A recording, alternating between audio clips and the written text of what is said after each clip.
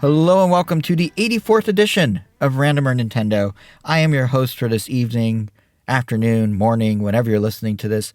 Wee hours, 3 a.m., whenever you're listening to this. I am Jason, and with me as always, I have the cohort of co-hosts.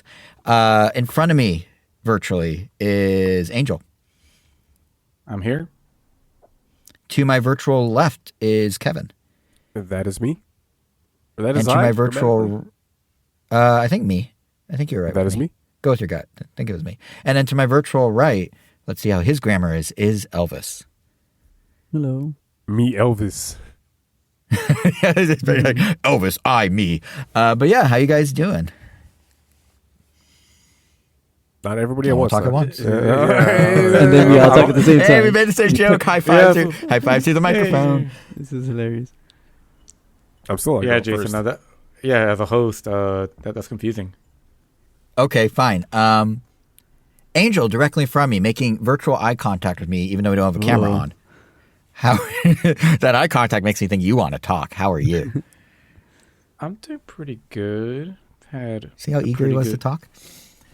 Yeah, I've had a pretty good week. Lots of fun merch obtained. I pulled a new Lorcana set came out this weekend, and I had actually forgotten it was going to come out this weekend, but I just happened to be at a card shop today, and we saw the Toy Story boosters, and my friend and I decided to get one, and we each happened to pull one of the full art, like, nice chases, me pulling the exact one I actually wanted, which is really, really awesome.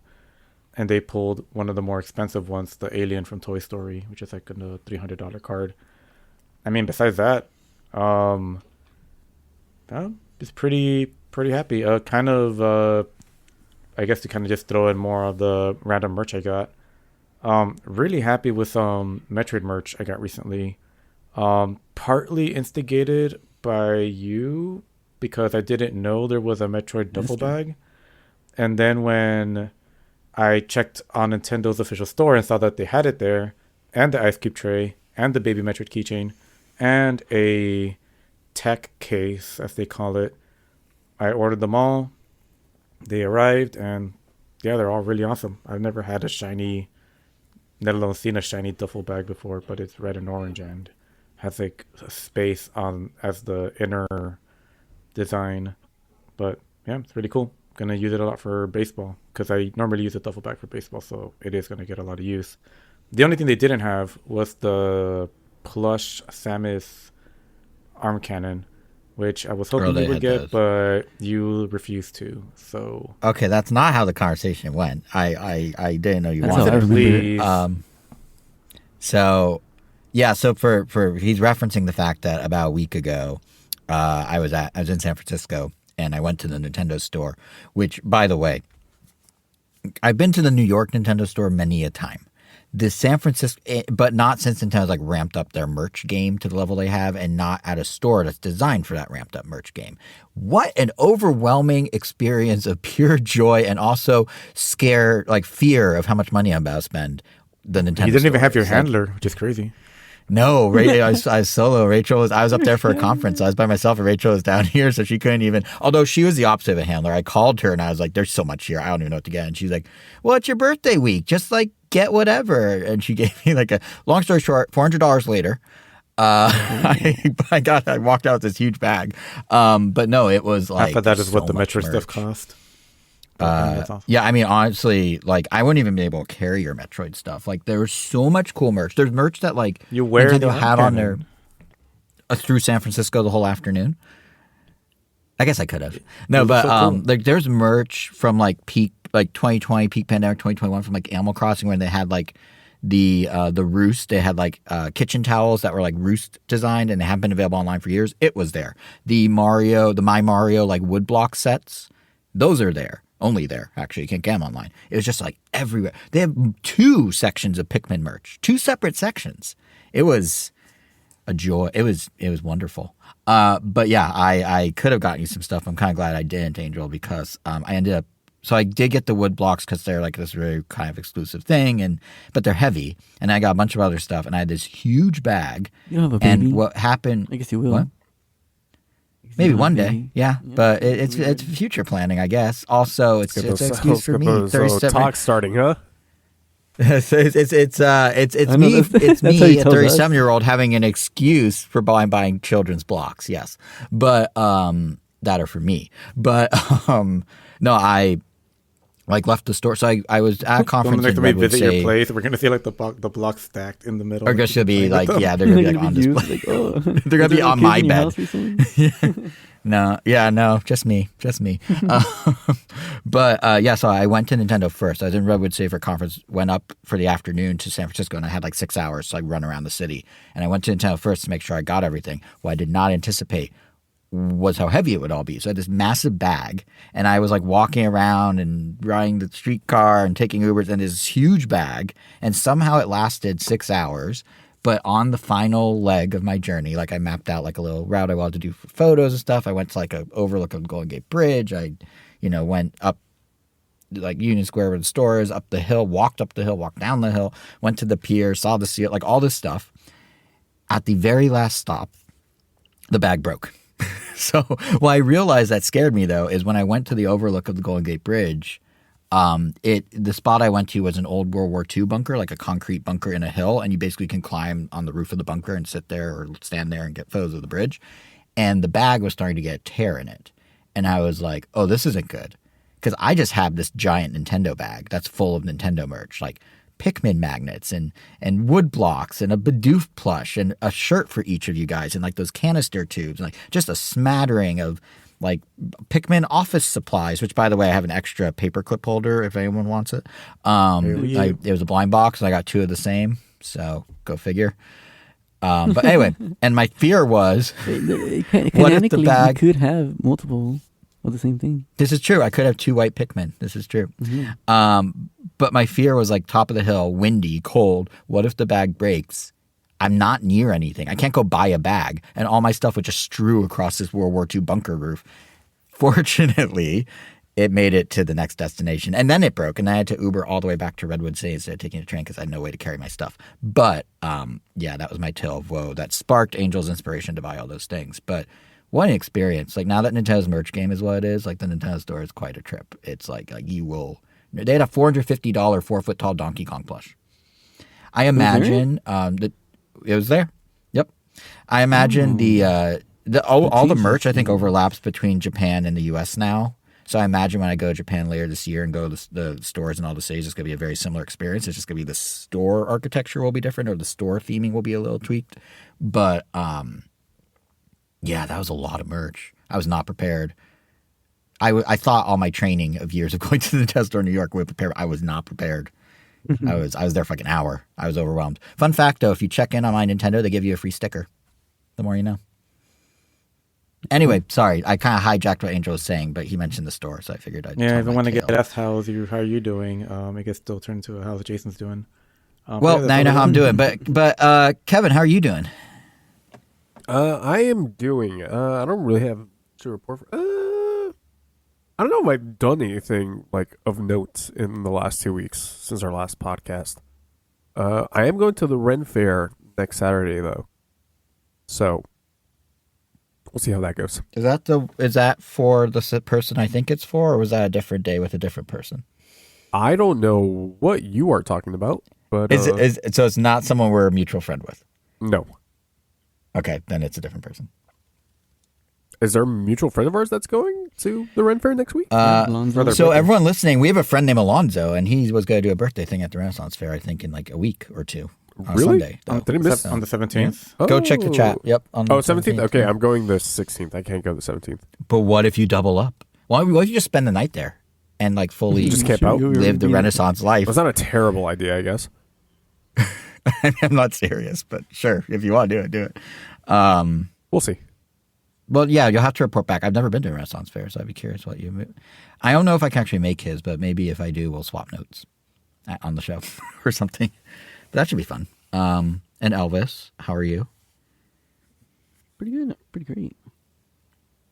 Pretty great. Wow. What makes it so great? Elaborate. Is it because you know you're getting a free Pikmin paperclip holder soon? Hit the nail on the coffin. Is that the right? Wait, no, hit the nail on the head. Nail on the coffin would imply something deathly. I've been sculpting more too, so making more progress on personal projects. Nice. And Well, recently we saw the new Iron Maiden movie that came out, which is pretty much like a little baby documentary because they're still alive. So it's a documentary, a little bit showcasing from, I guess, the inception till 2024, 2025, I guess. But was it in pretty cool. theaters or on streaming? In theaters for like 3 days. Oh, that's cool. Yep. Like a Fathom event type of thing? No, it's just a movie that was playing. Oh, but only 3 days. Interesting. Yeah. Yeah, it wasn't That was Fathom. pretty It's cool. just very. It was just very 3 days. interesting. Oh, did you go to Angel? You did. I did. And what did you think of it? Really cool.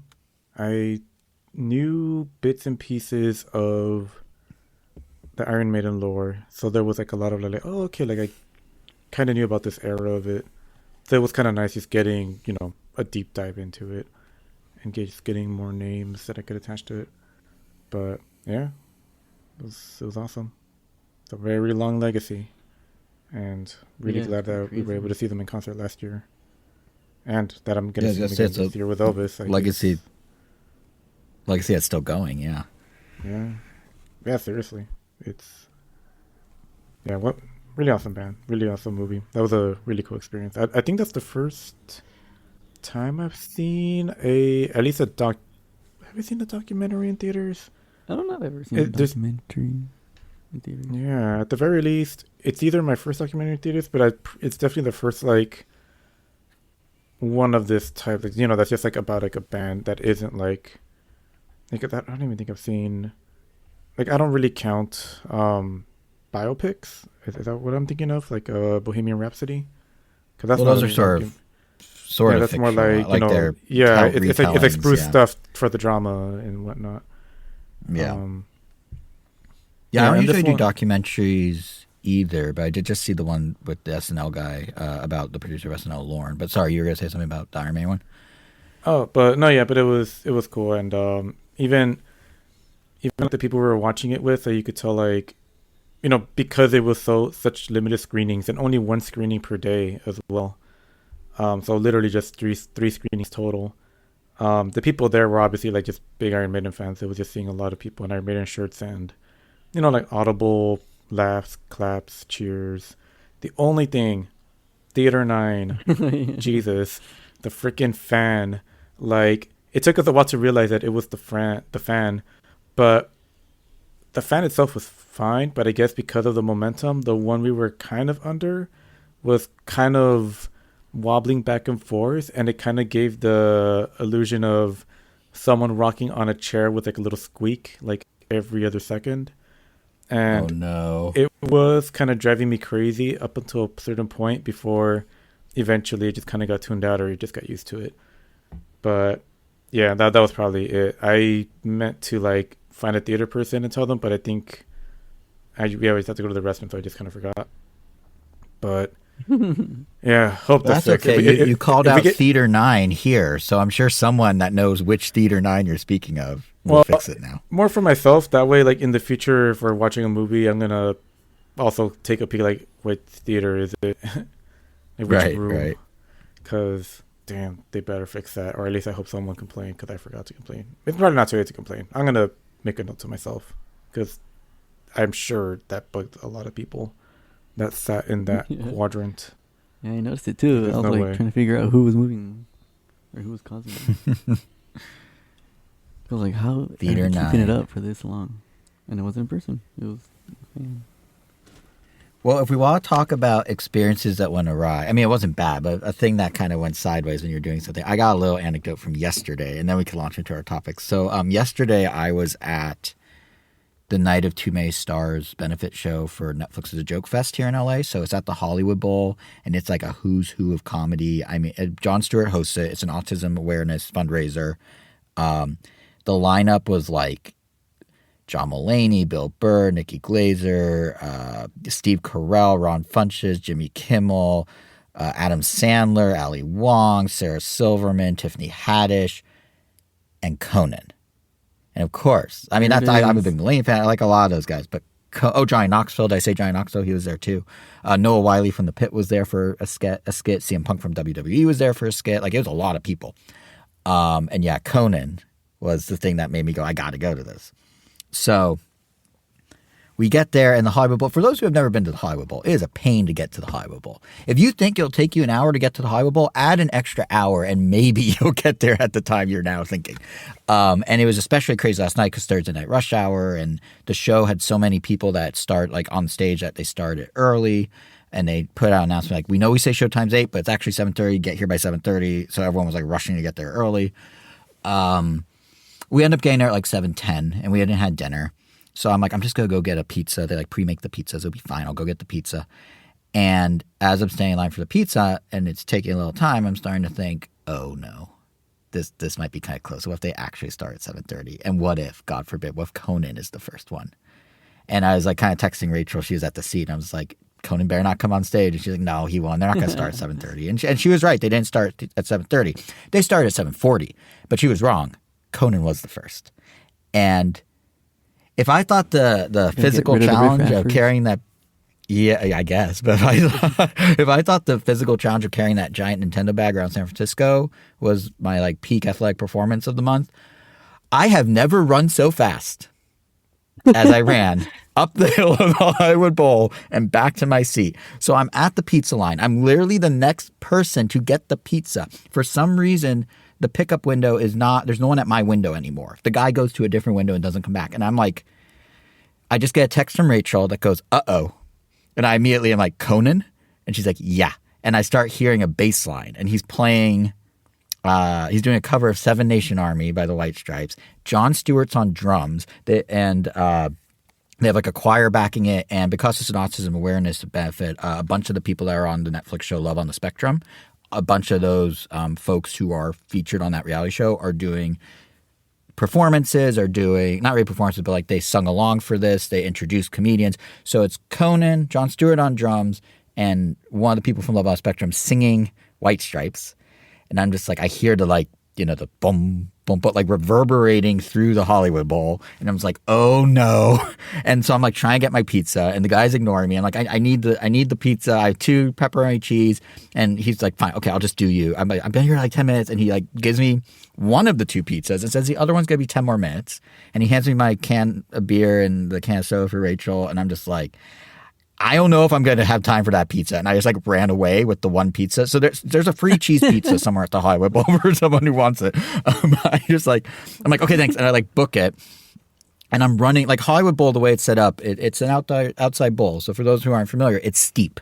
You kind of come up the back and then you kind of come down to your seat in the front. And there's different entry points, but you start at the lower part and work your way up. So I am weaving through the crowd full speed, carrying a personal pizza and having like a beer can falling out of my side pocket and a soda can in my back pocket. And I'm like booking it, like out of breath, climbing up a hill. I round the corner into the Hollywood Bowl and I'm like going down the aisle. And right as I like come into sight of seeing the stage, Conan's like, and Jimmy Kimmel on bass clarinet. And then Jimmy Kimmel comes out while Conan's playing guitar. This girl from Love on Spectrum is singing. Jon Stewart's on drums. And Kimmel starts playing like bass clarinet, which is, I didn't even know he could play that. And I'm like still like hoofing it like back to my seat. I sit down just in time for Conan to do a live rendition with the Love on the Spectrum girl of, who I think's name is Abby, of his podcast theme song. And I'm like, okay, at least I can see this. And, you know, like I tried to like scramble, get like a photo of like them all doing the instruments, like while I was running, while carrying a pizza, while beer's falling out of my pocket. And as I sit down, they do the performance. And then he just walks off. And that was it. That was Conan's whole contribution for a night. He played for 8 minutes, and I only saw 2 of it because of the stupid pizza. But I have never in my life been so stressed or run so fast. I mean, I've probably been that stressed before, but I was like really like, no, I came here for Conan. What? Yeah, it was very intense. And I'm still feeling the reverberations of that intensity a day later. No, but the show was very cool. But that was like, I've never like had that sort of scramble at a concert or event before. And I was like, why did they open with Conan? They have so many stars. Why was Conan the one that had to open? But it was cool. It was a cool show. But that was just like, I thought you guys might appreciate my mad dash to see Conan that almost failed. But I got 1 song out of 3. I'll take it. Not, I haven't seen the man before, but it's just like a crazy little moment. Yeah. So with that said, now that I've calmed down a day later, do we want to get into the topics of this episode? Seriously, your heart must barely be hanging in there. I mean, Between Nintendo overload. You think because of that, it affected the rest of the performance a little bit? Oh, like the rest of the night? Yeah. I will say, Ali Wong came out next, and while she was funny, I was completely distracted by, I can't believe I missed Conan in my head. I was about to say that, yeah. I was so, I mean, you know how I can get a little fixated on stuff. I was just like, oh my God, I can't believe I missed Conan. And it was like, it's not like I haven't seen the man a dozen times. Like, I've literally seen him. So how would you think? I can't believe I missed Conan. No, literally. I mean, not quite, but like, I was like, oh, that was really fun. Then we get home, and it's like, 45 minutes later, and we're just sitting there, and I'm just like, I can't believe I didn't see Conan fully. And she's like, yeah, I know you didn't see Conan. You didn't see Conan. Rachel she took video of the whole thing, so I could at least watch it that way. But man, of all venues too, to have to run back to the seat, the steepest venue in Los Angeles, of course, had to go straight up a hill. But yeah, so with that said, let's talk about some stuff. This week was a big week for Nintendo, or a big surprise Wednesday for Nintendo. Do we want to talk about should we kick off with Star Fox?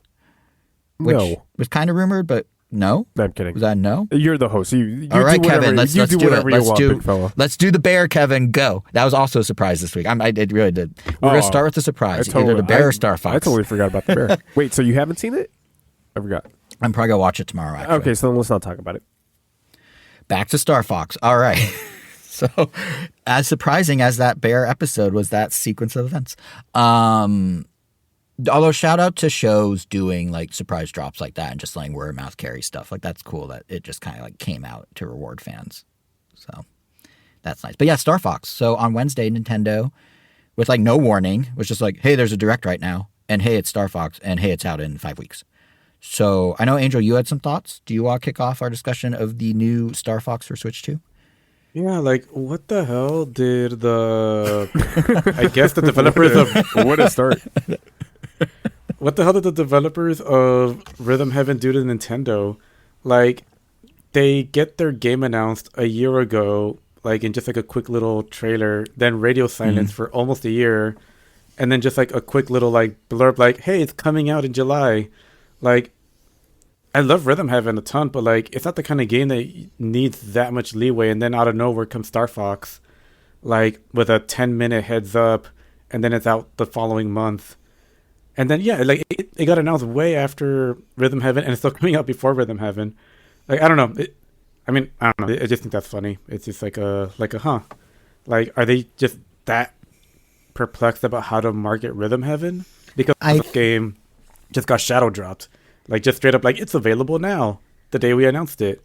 And now they're doing like, okay, maybe it didn't sell as much as we thought. What if we give it like a year heads up 15 months. After a decade of not releasing a Rhythm Heaven game, period.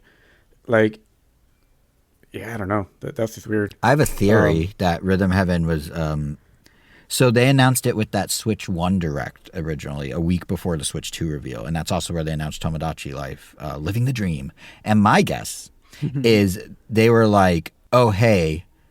we're about to announce the Switch 2, but we don't want Switch 1 owners to like think we don't care about them anymore. What do we have in the pipeline? Put it all in this direct. And all they had in the pipeline was Tomodachi Life and Rhythm Heaven. So it might have been more out of necessity that they announced it that far in advance than anything else. Because to your point, their announcement cycle is much shorter now. It's usually a couple months at most, not 15 of them or whatever it was for Rhythm Heaven.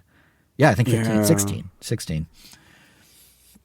But that's beside the point. Regardless, we are getting Rhythm Heaven. It's only a matter of time. Super excited. Can't wait. Probably going to beat it in the first night it comes out. But Star Fox. What about the game? I kind of did. Yeah, almost got me. Zing. I see what you did there. It took me a second. But yeah, Star Fox. I kind of... was it here at the podcast? Because I swear I heard from you at some point that there was a rumor or something that there was going to be some kind of Star Fox related announcement. It was me at your house. It was. I might have said it on the podcast too, but we were at your house. Damn it! I just can't have showed anything. Up at your home. I rolled down the window. I went. There's a Star Fox coming. I rolled up the window. I drove away. Like that would have been. I mean, it's fine. Like I'm not gonna be like oh spoilers, but like I just kind of miss a time when it's just like when this would have been like an actual surprise. Like when I saw someone post about that announcement, I was like, oh, it was true. Like that was like my first thought. Well, it was a leak. Yeah, it was leaked by. It was and you don't well, believe I didn't know. so. Well, I mean, I didn't know the context of it. Like I didn't know if it was a leak or a rumor. Just that someone decided to. It just, was a like, leak. I guess Yeah. it got It's coming to me, from I Nate guess. the Hate. It's a leak. It's not a rumor. Yeah, he knows his stuff. He was off by a week in the timing, but he knows his stuff. I mean, to be honest, Angel, I was mainly telling Well, the I rest hate of the your name. family. But yeah, I was spoiling it for everyone but you, and you were just collateral damage because your brother-in-law Fabian loves, and he listens to this. Hi, Fabian. He loves Star Fox, so I was like, hey, keep an eye out. There's some Star Fox stuff happening. yeah. And I mean, to be fair, like But you overheard it I- and now want to burn the world down. I get it. yeah, and I mean, to be fair, like I mean, historically, I've been neutral about Star Fox. Neutral because I love Assault, but was just kind of indifferent to 64. I loved 64 3D, and it was just kind of like, you know, it just felt like a good handheld game, Adventures. playing short bursts. Oh yeah, Adventures was great. You know, everything after 64 was just really great. But we never played Zero. I guess just that period from Adventures to Assault. And Command was somewhere in there, which is also really I was great. about to shout out Command. I really like Command. Yeah, Command was really 64 fun. is the king, but Command's great. Well, which is kind of what makes me excited about this game. The fact that, like, you know, clearly not playing Star Fox 64 when it came out and not having nostalgia for it really hurt my general enjoyment of it. I don't know what to call it because, like, I just never really, like, liked it as much as anyone else. Or maybe it's just Unreal Shooters. Well, we I don't know. like started off as Assault, and then after Assault, it was kind of like, what? We Yeah, can't it get was- off, are we? Like, did it feel like a step down because there was less variety? type of Yeah, thing? it felt like I could see like I could see it's cool for its time, but people were still like no, this is still the best, and I'm like, I don't know, I just don't see that. Like did they even? To be fair, like some of those people didn't even play Assault or this after. They just kind of stayed in the N64 era. But you know, there were some people that also did play Assault and other games after that still really like Star Fox. You know, it is a tight, small game, but what's it called? But that being said, the fact that we're getting a not quite Resident Evil 2 remake of it, but just I guess just crazy overhaul. I don't even know what to call this. Just because more than a remaster, it's like a facelift. It's not just you. I don't think Nintendo knows what to call it either, because they were like, the game the is remake based on Star feels Fox like- 64, and then 2 seconds later they were like, it is literally the levels of Star Fox 64. Yeah, because So- it's not like like I said, like RE2 or Final Fantasy 7 remake where it's like inspired by, you can even say, or even like building off of what the first one did. This one is literally just, let's improve the presentation to a crazy nth degree, and I'm really excited about that. Like, I am looking forward to giving this game maybe another shot, and maybe this time, I don't know, maybe a few extra cutscenes what was missing to make me really love it now. Or I don't know. I mean, I guess we'll see. But I am looking forward to playing it. I looking forward to playing with those weird avatars. I'm curious to see whether they gave Falco a nest for his chair because his legs bend backwards now like a bird. So they would either have to redesign how his chairs work for him in particular, because it's, you know, they're more aggressive. I mean, everyone's legs, except for Slippy. Slippy has like the most, I won't say normal, but just normal to the original Star Fox designs. But everyone else has, you know, animal bending legs where their toes are tiny. I don't know, it's weird. and but- yet normal human hands. Yeah, but you know, I like how different they look as well. Like it grew. I think every time I see like footage of it, like I've watched the presentation one additional time, a couple days after, and yeah, I think I generally got like more excited to see it, and yeah, you know, yeah, just looking forward to playing it. But yeah, that's pretty much it. What's the rest of your guys's, like Elvis, Kevin? What do you guys think of the art style? Because it has been rather divisive. I think Zero was pretty good. Like they should have gone more in that direction on models. Also, assault models are cool, but they kind of lost. Kevin, do you have it's like someone added a mod, like a Minecraft mod, that makes it like it has kind of that realistic Unreal texture. like. It has that feeling of like this, like what if Mario was made with Unreal Engine from like 10 years ago, like those memes. Exactly. Yeah, it's kind of that vibe. Kevin, did you have a strong reaction to the design? I don't know why they went with this at all, especially That's coming off of the Super Mario Galaxy movie. Like, you're gonna get people excited for this character in that movie. Because this is gonna be aimed, of course, for a lot of new people, right? A lot of new people who have become fans of Star Fox from the movie. And then you by give design, them I feel like a taxidermied fox. So that's definitely a choice. Well, the thing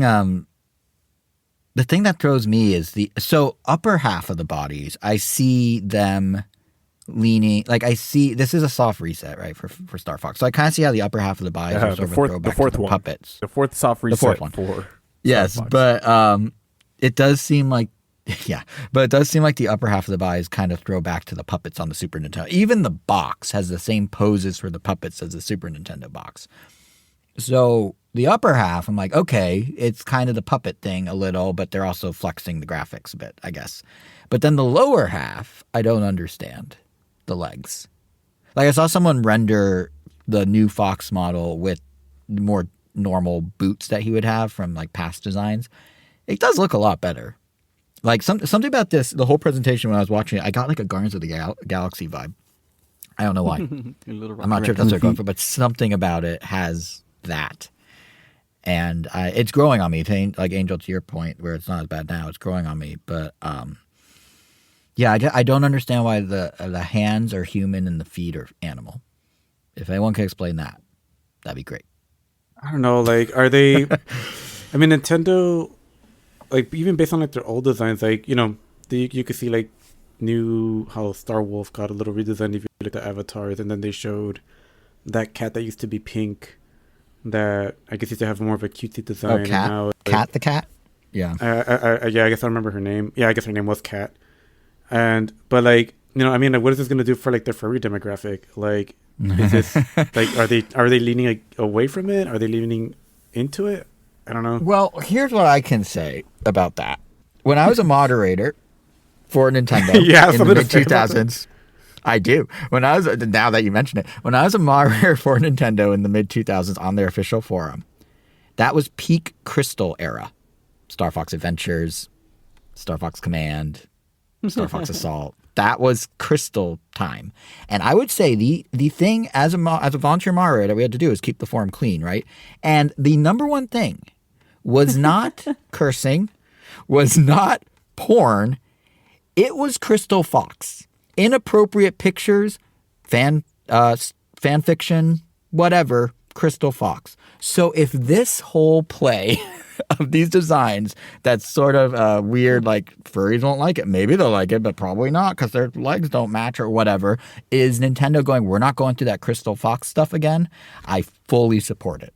Because I had to go through that Crystal Fox stuff again too, or the first time too, and I get it. So you do get if it, huh? that's what this is.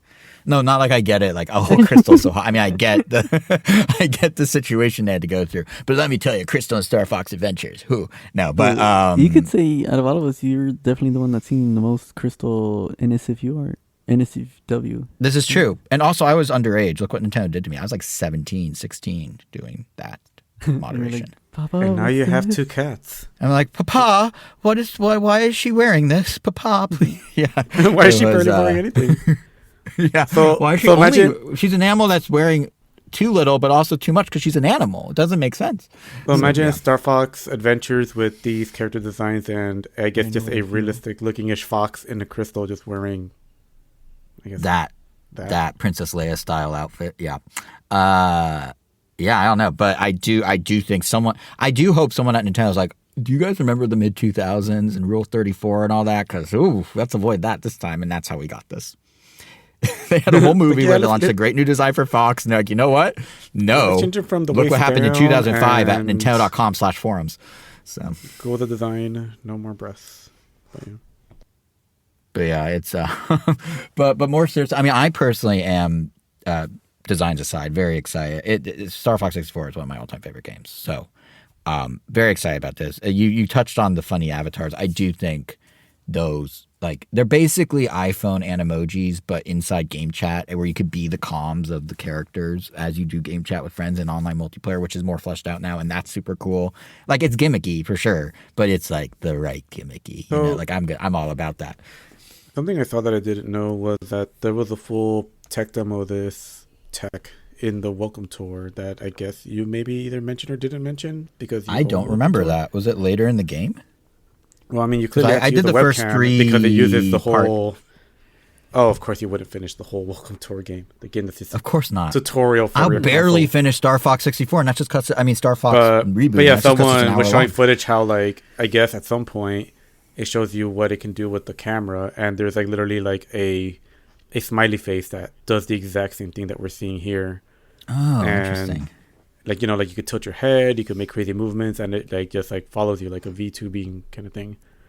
I mean, that is 100% how Animoji has worked for the last. Yeah, and it's like, oh, that's cool. Like, literally, like, I guess if you want to tease at what is coming, they're clearly actually following through with some of this tech. And I mean, damn, if we get a game later that I could have like a Bowser avatar if I'm playing a certain game. I mean, oh my God, like, if they do this for like the future Smash Brothers, where you could just like have that, you know, your avatar whichever when you're playing character. online. Yeah, whatever character. Yeah. I mean, that'd be nuts, but that's probably be like the epitome of what they can do with this, because that'd be across God knows how many characters.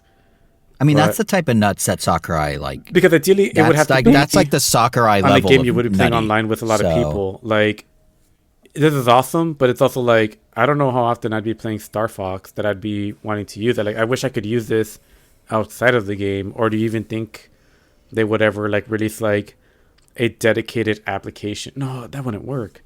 Like, I guess every game would just, in theory, ideally, a first-party game would have this kind of thing implemented, because this is cool. I like that. Like, well, I have an idea, but it makes sense. But it makes sense. But it makes sense for Star Fox. Like, of all the games to do it, like, oh, for sure, yeah, this is the one to do it with. It's like you're doing. But going down that train of thought game. you had, yeah, you're literally being the game. But that thought you just had about, like, could they do it beyond this game? You know, one thing they've been doing more and more is customizing your Switch Online, your Switch profile, by playing games, doing missions, buying games, getting coins in My Nintendo, and using those for like icon elements. You could piece together different icons for your profile on your Switch that other people see when you go online and stuff. There are two tiers of Switch Online, right? There's the basic one that has like the NES, Super Nintendo, Game Boy, and there's the fancy expansion pack that's more money, comes with more consoles, like GameCube, and in theory could get some extra features. So if they were to down the line do, hey, you can have a static profile picture with the base level Switch Online, or as an extra perk, if you buy a more expensive subscription, you can do this sort of Animoji mapping for any number of characters. And depending on what games you buy, you unlock the Animoji for that game.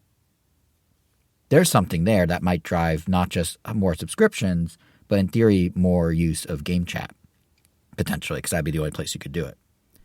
So that would be a differentiator beyond just it's Discord inside your Switch. It's like you can be the characters with your friends, especially for a younger audience. I feel like that could be really fun.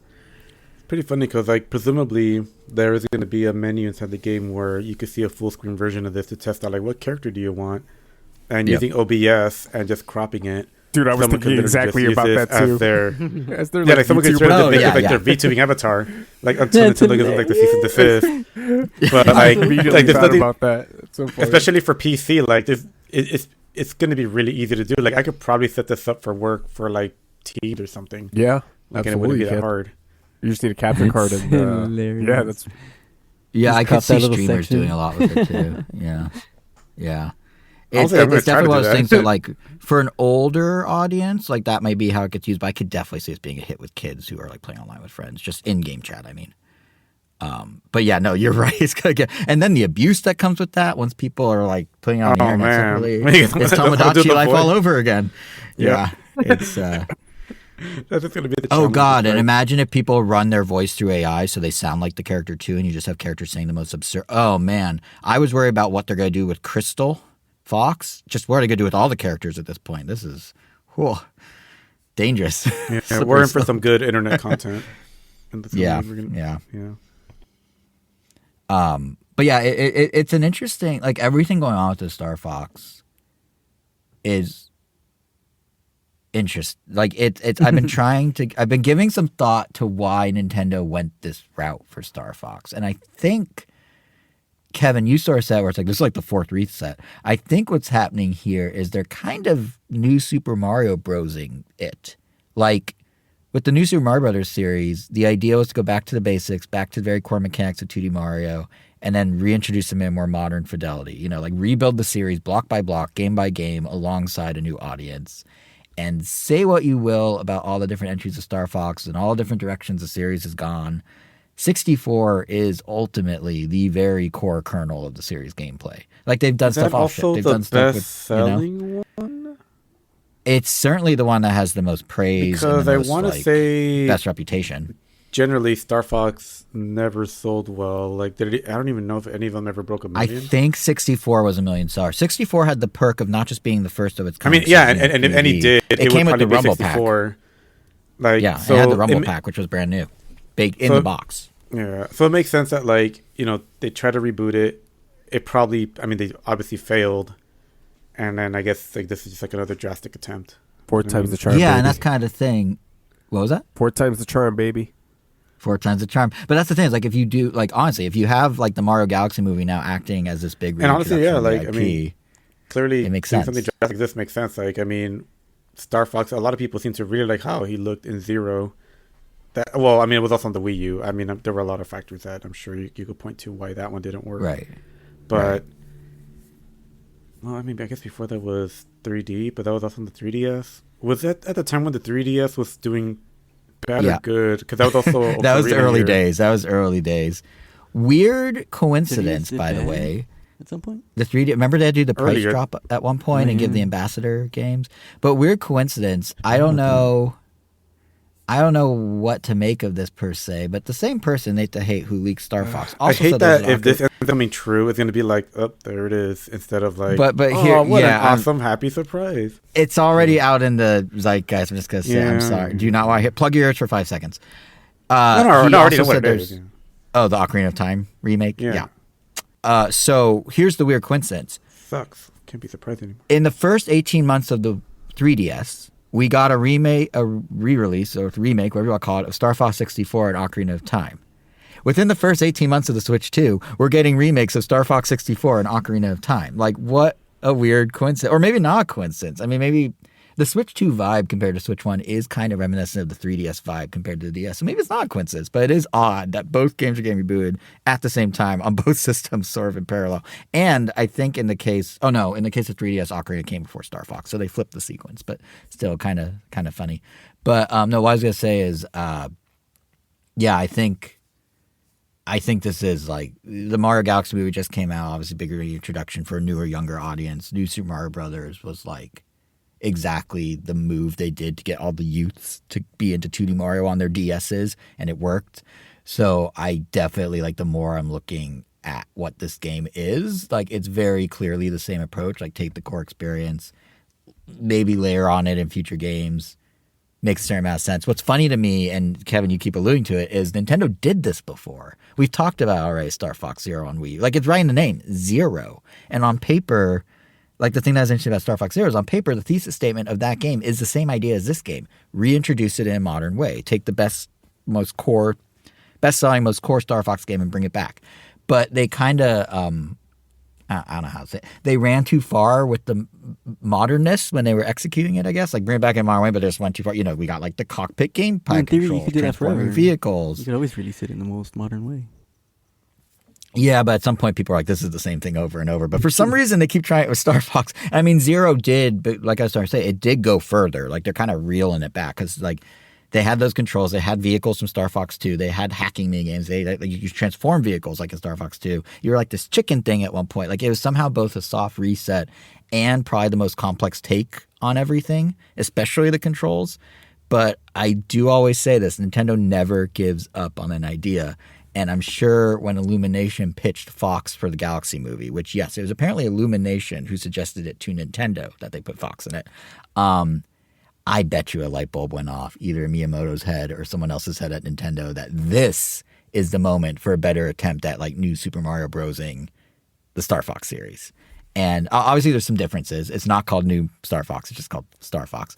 And with New Super Mario Brothers, it was going back to the core basics, but new ways, like new level designs and a new look with the level designs, while here we're just getting the new look. I mean, obviously there's a few other things they're doing, and I don't want to discredit those. You know, they're making new level challenges. There's the fleshed out multiplayer. There's all the work put into the cutscenes and the scripts. There's the game chat avatars we've been talking about. I just mean by comparison, this is much more of a one-to-one reset than New Super Mario Brothers ever was. But I'm wondering if, like, did Nintendo do that because it's sort of like a knee-jerk after what happened with Zero? Did they do that because they could pump it out quicker to tie it in with the movie? And, you know, it seems like a lot of effort went into the cutscenes and the graphics and stuff, so I don't think they're, like, rushing the game out. But whether it's because of Zero or what, it is interesting that, like, they're New Super Mario Brosing it to an extent, and then the rest is just, like, plain old remake. And if you look at the project kind of through the lens of it being a series reset and not just like something there, like that there's a broader goal than just let's remake it a fourth time, a lot makes sense. I mean, like, I obviously would prefer they do whole new levels in the same framework of 64, but I'm happy about this. I could totally see how it got to be what it is. Like the throwback logo, the original logo being used again, the box art, like I was mentioning before, the character designs harking back to the puppets to some degree. I mean, the original inspiration for Star Fox was the Thunderbolts TV show, and that had puppet pilots. They were human, but they were puppet. So again, they kind of dabbled even in the puppet. I don't know if you guys remember when Star Fox Zero was announced and they were doing marketing, like at E3 and stuff, they had Jim Henson make Star Fox puppets. But it didn't go all the way back into like the final marketing and the final box and the final design. Here, they're arguably like more all in on that to some extent. Not the legs, but the upper half are kind of more all in on that. So viewing it through this lens, like even in my mind of like this being a broader series reboot that they're hoping to build on top of, I feel like that explains pretty much everything about it. Like even the doubling down on cutscenes, like the dynamics of character interactions in Star Fox is one of the standout things about the series. Think of all the memes over the years. Think of like, you know, there's a lot of on-rail shooters, mostly 2D, but like the banter is the thing. So if you're introducing it to a new era, one of the most quotable games, like I still hear like exactly I can't let you do that, Star Fox, or just exactly. So if you're gonna introduce it to a new era and do a reboot, are you gonna focus on truthfully, are you gonna focus on the level design and making new levels, or are you gonna focus on fleshing out those quotes? Oh, man, I wonder. Yeah, like that's why I don't know if it'll be that cheesy, but that's the part they're focusing on because that's the thing that is really like the rest can work. Yeah, at the same are we gonna hear that line where it's like, I "I heard your dad squeal as he died" or something like that? I noticed some subtle differences in the script when I was watching some of the footage from the direct, like little things like when Slippy needs help when he first gets to Corneria. I threw the chair aside. I was like, how dare they? No, but I noticed little changes. Like Slippy isn't just being like dumb at the beginning of Corneria. It seems like he has a malfunction or something, and that's why he needs help getting the bogey off his tail and all that. But I am curious to what extent they change the script. But definitely the fact that they're diving in that part of it so much, I think speaks to the idea that they are trying to really they know the core gameplay is what it is. They're trying to reset the thing as this more cinematic Nintendo type of experience. And he's in the movies, which are cinematic, and I see where they're going with it. And what's kind of nice is if they do New Super Mario Brothers it like they are, seemingly, it does kind of become a clean slate for Nintendo to take a breather on trying to over-innovate the series. Because for Star Fox in particular, whether you like what they do or you don't like what they do, the elephant in the room of this franchise is always they keep trying things and none of them stick. So they can start from scratch. They can kind of restart the drip feed of stuff in future sequels. And they now have a younger set of developers on it who, even working on this game are probably going to come up or be inspired to have new ideas that the old team didn't think of. So having these newer developers go back to basics with it, I think I see how they got here, why they got here. I'm hoping it means cool things for the franchise. Like, this is essentially a big coming out party to a new generation in the way New Super Mario Brothers was to like 2006 kids. And then you got us old fogies who, especially someone like me, because there's one of my all-time faves. It's just a fun, super cool nostalgia trip as far as I'm concerned, wrapped up in some extra presentation and goodies. So excited to pick it up. But yeah, it's interesting how it's sort of a new launch, a new rollout. I'm trying to think of a Star Fox pun. I got nothing. So I'm curious to see what this leads to. This seems like the start of something, not the be all end all of it. More so than Zero even was. So we shall see. But I'm excited about it. The other thing I thought was kind of cool, actually, if you don't mind me just continuing for a minute, everything around this reveal was such a fun, like, emotional rush for me. I posted something to this effect on my socials, like, right after, but I feel like that 45-minute window of time, I mean, you kind of alluded to it, Angel, but, like, that window of, like, a surprise Nintendo Direct push notification to a 10-minute later Nintendo Direct to it being a remake of, like I was saying, one of my all-time favorite games, to ending with that absurd yet kind of spectacular game chat avatar feature. Like, it was an exciting run that I had to act pretty normal and composed about while sitting in my office chair. And I think it doesn't replace how Nintendo spoiled Fox and Mario Galaxy movie before it came out. Like, being that huge of a Star Fox 64 fan that I am, and as I said multiple times here on the show, I would have gone off in the theater if Fox just like magically showed up with no warning. And while this wasn't that, especially because we had leaks that was coming, and maybe we were spared. We need to keep. Maybe we may be, but yeah, I mean, this wasn't that. We knew it was coming. We knew it was going to be smaller in scale because Nate the Hate even said that. It was still a very cool little moment to have, a long moment. It was like 45 minutes from start to finish. So it was a very fun moment. And I appreciate that I was able to still have some sort of Star Fox moment. But I think, game aside, some of the stuff around Star Fox is kind of interesting and worth talking about a bit. Like that shadow drop of a Direct. I've seen folks online saying that Nintendo took this route to get back at the leakers, which I don't think. Nintendo could be petty, but I don't think, like, they're not redoing their whole release calendar because Nate the Hate said something. No, I don't think that's happening. I truly believe they rolled it out how they did. Like, I mean, come on, can you imagine? Like, okay, everyone, upend everything with our retail partners, everything with they have our a Nate the Hate team pre-schedule. This kind of stuff. Yeah, the hate the Angel Nate? said before, the Hate the Nate. Yeah, Hate the Nate team.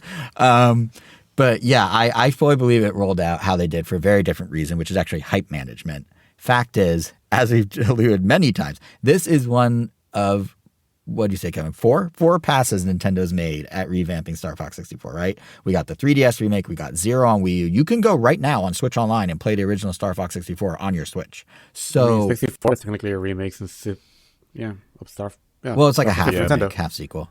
Okay, you can also call that just it like introduces a more reimagining. stuff. Yeah, okay. So basically, we've been playing the same Star Fox since 1994 or 5 or whatever. And if I were Nintendo and I was thinking about hype cycles around Nintendo Directs and game announcements and the constant questions of what's next, I mean, honestly, I can totally see this. Yeah. I think what makes, at least in, like, for me, like, as, I guess, middle of the road as I am for Star Fox, which I think is a good spot for me to be because it gives me the chance to be really surprised and excited by these games because any of them could suddenly turn me a big Star Fox fan. But having really enjoyed Command and seeing all the different endings, it really shows like, man, I would have loved to explore some of these alternate timelines where you follow, Fox's kid and his new Star Fox team where Peppy Hare is for some reason still the old, like, pilot, or the one where Crystal joins Star Wolf or something and she's like just evil. But, bunch of different possibilities. But then, it feels like, well, hopefully this one does well, so we can finally advance the story. So we can get those. But there are rumblings there might be a surprise. Like, it could branch into something else, which is cool. Like, it doesn't have to take us through, adventures in Dinosaur Planet, and then we have to fight the Aperoids again in Assault.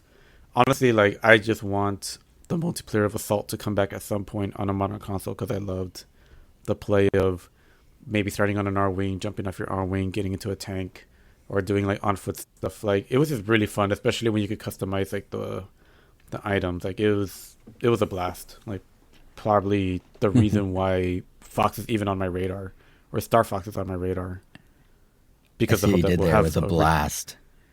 Yeah. I agree though. The multiplayer for Assault was a lot of fun. Yeah, I think single player I like. The multiplayer was 64, more fun but than multiplayer 64 in Assault's entirety. great. Yeah. Whoa. But to your point about like you're That like cave spinning game up we this used to play? yarn. You say cave game? Yeah, we would have. We would Oh, have, cave. Yeah. There was a rocket launcher that you could, once you immediately shoot it, it becomes Remote you control the control, rocket. Yeah, it's remote control, so the camera's on the rocket. So we would play hide Oh, and seek. yeah. Where it was just Yeah. 1v1, and we had that rocket, and then you just hide somewhere, and you just try to find it. It was the rocket, and then we'll take turns, and then at some point, I forgot what stage it was, but I don't remember the name. But there was There was a the one with cave. pyramids. Yeah, there's a cave. Yeah, it was the and Dinosaur Planet one.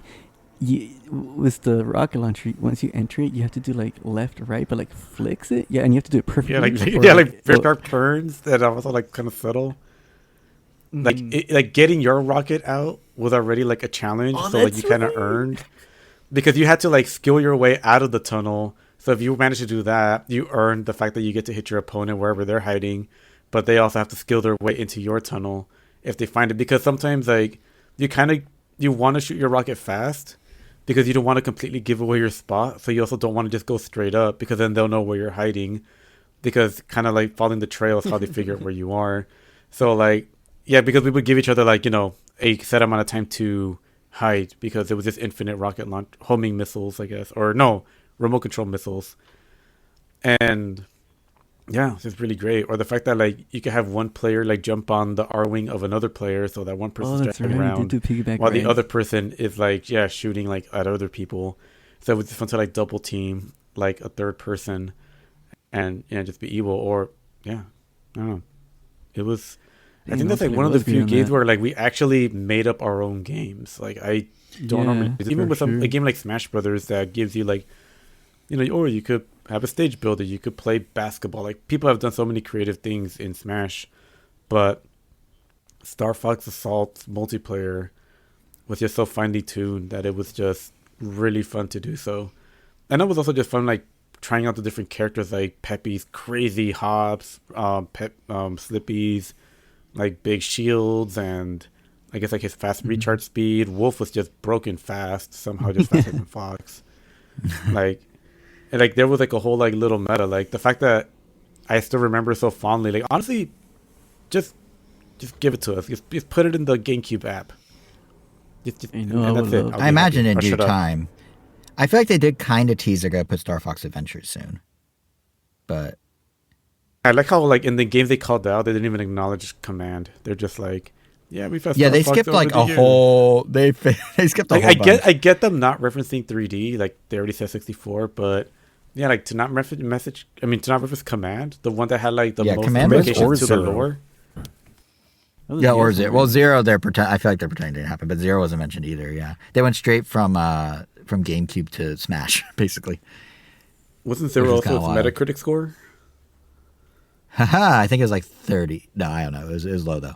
But you know what you're saying, and like how you're like, oh, I wish like it'd be so cool if we had the multiplayer and if they did like the split, like all these different timelines. Yeah, and I because love like that from a new the Star multiplayer Fox. now is like, just a dogfighting thing, which is fine. well, Like, they were kind of I don't know. splatooning it a little, where there'll be different challenges you do in different scenarios and stuff. But it is all by air, yeah.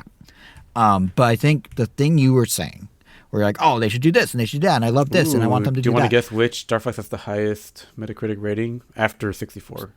Actually, do you even, what do you think 64 is at? They're already- Command is second highest. 64 is No.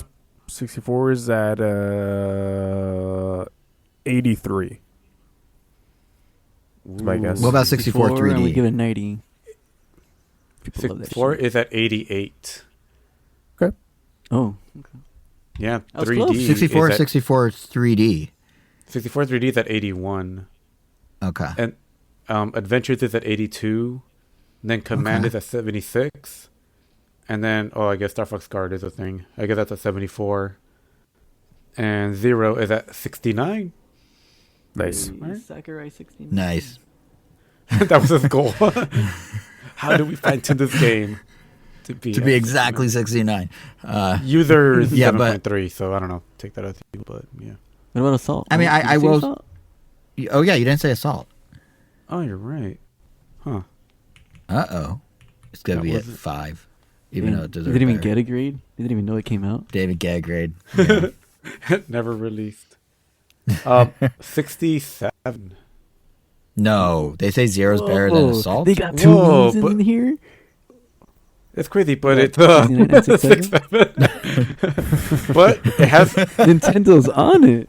They got both the millennials and the Gen Zers, Gen Alpha. They're on it. You know what's interesting though? Assault has one of the higher user ratings of all the Star Fox games, though. After I the believe that. 64. Those who love it love it. Yeah. Yeah, like Star Fox Assault is like has an 80. The users for the other ones are typically also like around 80 or below, with 64 obviously being like, what was this one? 8.7. Yeah. So it's up there. Like fans love it, but critics, I don't know. I guess they hate But it. all Something. all this that we're doing right now about look all the directions Star Fox can go, and look what they should do, and look what they did, and da da da da da. I think that is exactly why Nintendo did not announce this direct in advance. Like by doing a surprise announcement and then running off coattails, obviously a Fox and the Galaxy movie, you're in theory not allowing there to be enough time for people's minds to run totally wild and the discourse around the game to blow totally out of proportion. Wild? As in Like Nick imagine Wilde? all Another Fox? Yes, exactly. Imagine this conversation if Nintendo said, "Hey, in 2 days there's a Star Fox Direct. Get ready." Everyone's expectations would have been so much higher. Unless you're like true. me and have Nintendo Direct, That's a good though, point. right? Like no one knew about this thing, and at most, if you're like me and have Nintendo Direct, which not even a lot of Nintendo fans. Do you guys all have Nintendo Direct on your phone? Because Nate the Hate, it seems like everybody knew about this. So, right, but that's not Nintendo. What I'm saying is Nintendo's plan, unless you're a diehard fan that has Nintendo Direct on your phone, which most, as we just established, most of us don't. Unless you're that fan, or unless you have YouTube or Twitter open in those 10 minutes when they announced I it. remember after the movie and after we saw the movie, they were like, "Oh, like imagine if this is like why they put Fox in the game because they're like teeing up like some kind of Star Fox announcement." Oh, yeah. I mean, you could read the tea leaves, but from Nintendo's perspective, they did expectation management. They did not tell you there's a game. They did not do anything. This was all outside sources. They gave you 10-minute warning if you're a diehard, and if you aren't a diehard, you didn't even get the 10 minutes to speculate. They were just like, here it is. Here's the art style. So to bring it Digest back what we're full telling you. circle- It's right here. So to bring it back full circle, like at the very, very, very, very beginning, for Megamix, they just shadow dropped it because they're like, we don't even want people to think about what kind of expectations They have just for wanna Rhythm buy it, Heaven. yeah. We just wanted to buy it because like, please don't even have expectations, just buy it. And then they're Well, like, part okay, of- they're. And they're like, Go ahead. now we have diehards. We need to give them a whole year to hype this game up to the point where Part like of we Megamix- can't even like achieve those like risks. Achieve those heights. One part of 'Cause- Megamix worth noting, though, is 'Cause they I- shadow dropped it like, at clearly E3. this game has something going on if it needs that extra year of development time. I honestly, what I said before, I still hold Rhythm Heaven stand by. of all I think games. I It's a think Rhythm they Heaven needed to show okay. Switch One had a pipeline, and that's all it was. But no, the Mega and Mix it's a Switch example game. is It's not even a interesting. Switch 2 game. It's still a Switch game. Right, that's exactly why they announced it so far in advance, because they needed to show Switch One still a support for a little while to keep imagine those the people happy and stuff. Mario Maker Rhythm Heaven version. Make your own little beats, and then you have like pick your own little assets. That'd be super cool. That'd be really That'd be cool. What a missed cool. I opportunity. mean, the internet's Mario already Paint on it. meets They Rhythm would have Heaven. complicated Yeah. too, but Yeah, It there's a would, fan yeah. game called Rhythm Heaven Studio that does a really good job of letting you pretty much make whatever you want with all the assets. Surprised Nintendo hasn't stopped them yet. But I do suspect, well, two things. One, Megamix Shadow Drop is a weird example because it was during E3 and it was like, look at all these cool games coming out that you can buy, and then on That's the last true. day, They they're didn't like, even and come you out can on a get this one direct. right now. Like it was kind of like, it wasn't so Yeah, much to a mask lot that of eyes Megamix were as a on it, remake. yeah. It was exactly, yeah. It was a direct during E3. Like a lot of eyes were on it. It was not like a let's just send this out to die. Yeah, But I mean, I do. But think, something like this, the Splatoon Raiders and something else they announced recently, like I Yoshi feel like and that Mysterious could have Book. been, yeah, like feel like Yeah. that could have been in one Mega Direct.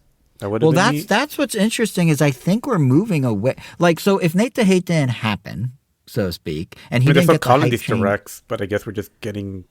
they're just direct one-offs. Yeah, view. Tomodachi Life had one. Unless it's but indies, I guess, or partner showcases or whatever. I think they'll still do a big direct, but I think what they're realizing, in part, to your point about Rhythm having been announced so far in advance, they kind of get it comes back to bite them sometimes when they give more heads ups about stuff. Look at Metroid Prime 4 as an example of that, right? And I think Nate the Hate, what?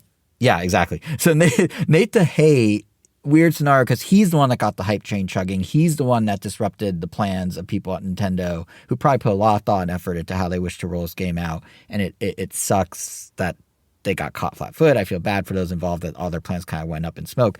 But what Nintendo was trying to do, I think, with Star Fox, and we saw it, like you said, Splatoon Rares, everything that's not Rhythm Heaven, basically, is it does seem like when it's a smaller scale thing, they're sidestepping people getting an inflated sense of what it will be or an inflated level of hype by just like not building them up in the same way. Like Splatoon Rares had an initial announcement as a random drop like a year ago, followed by a random drop a couple weeks ago with the first details and release date. Rhythm Heaven's July release, like you mentioned, was a random drop. Yoshi and Mysterious Book details was a random drop. The Switch 2 edition of Xenoblade was a random drop. Like, it seems more and more, especially for smaller scale, let's call them like AA games, Nintendo's probably moving away from those huge directs that generate hype and make you think every game's going to be like knock out of the park, home run, AAA. And we're getting more and more of what like folks used to dub the Twitter directs, if you remember back in the day, like sprinklings of information, shorter turnaround on announcement. Now it's just spread across both socials and Nintendo today instead of just their Twitter feed. And, for me personally, one thing I am enjoying about this approach is it actually means more Nintendo news more frequently. Like, sure, it's not as big in scope. A Rhythm Heaven release date for most people, Angel, you're the exception, is not as major as an entire new game reveal, right? Like what Star Fox probably would do for the broader interest internet. But in between, you've got stuff, you got something as big as Star Fox, something as small but important as Rhythm Heaven, something in the middle, like a tier of like a Splatoon Rares info dump. But having that more constant, steady drumbeat of information is keeping Nintendo in the conversation more often, like literally daily at times, if not weekly, especially when you start pairing it with the movies. And I do appreciate like each game getting their room to breathe. Like, Yoshi's magical and the Mysterious Book. Oh yeah, Yoshi and the Mysterious Book.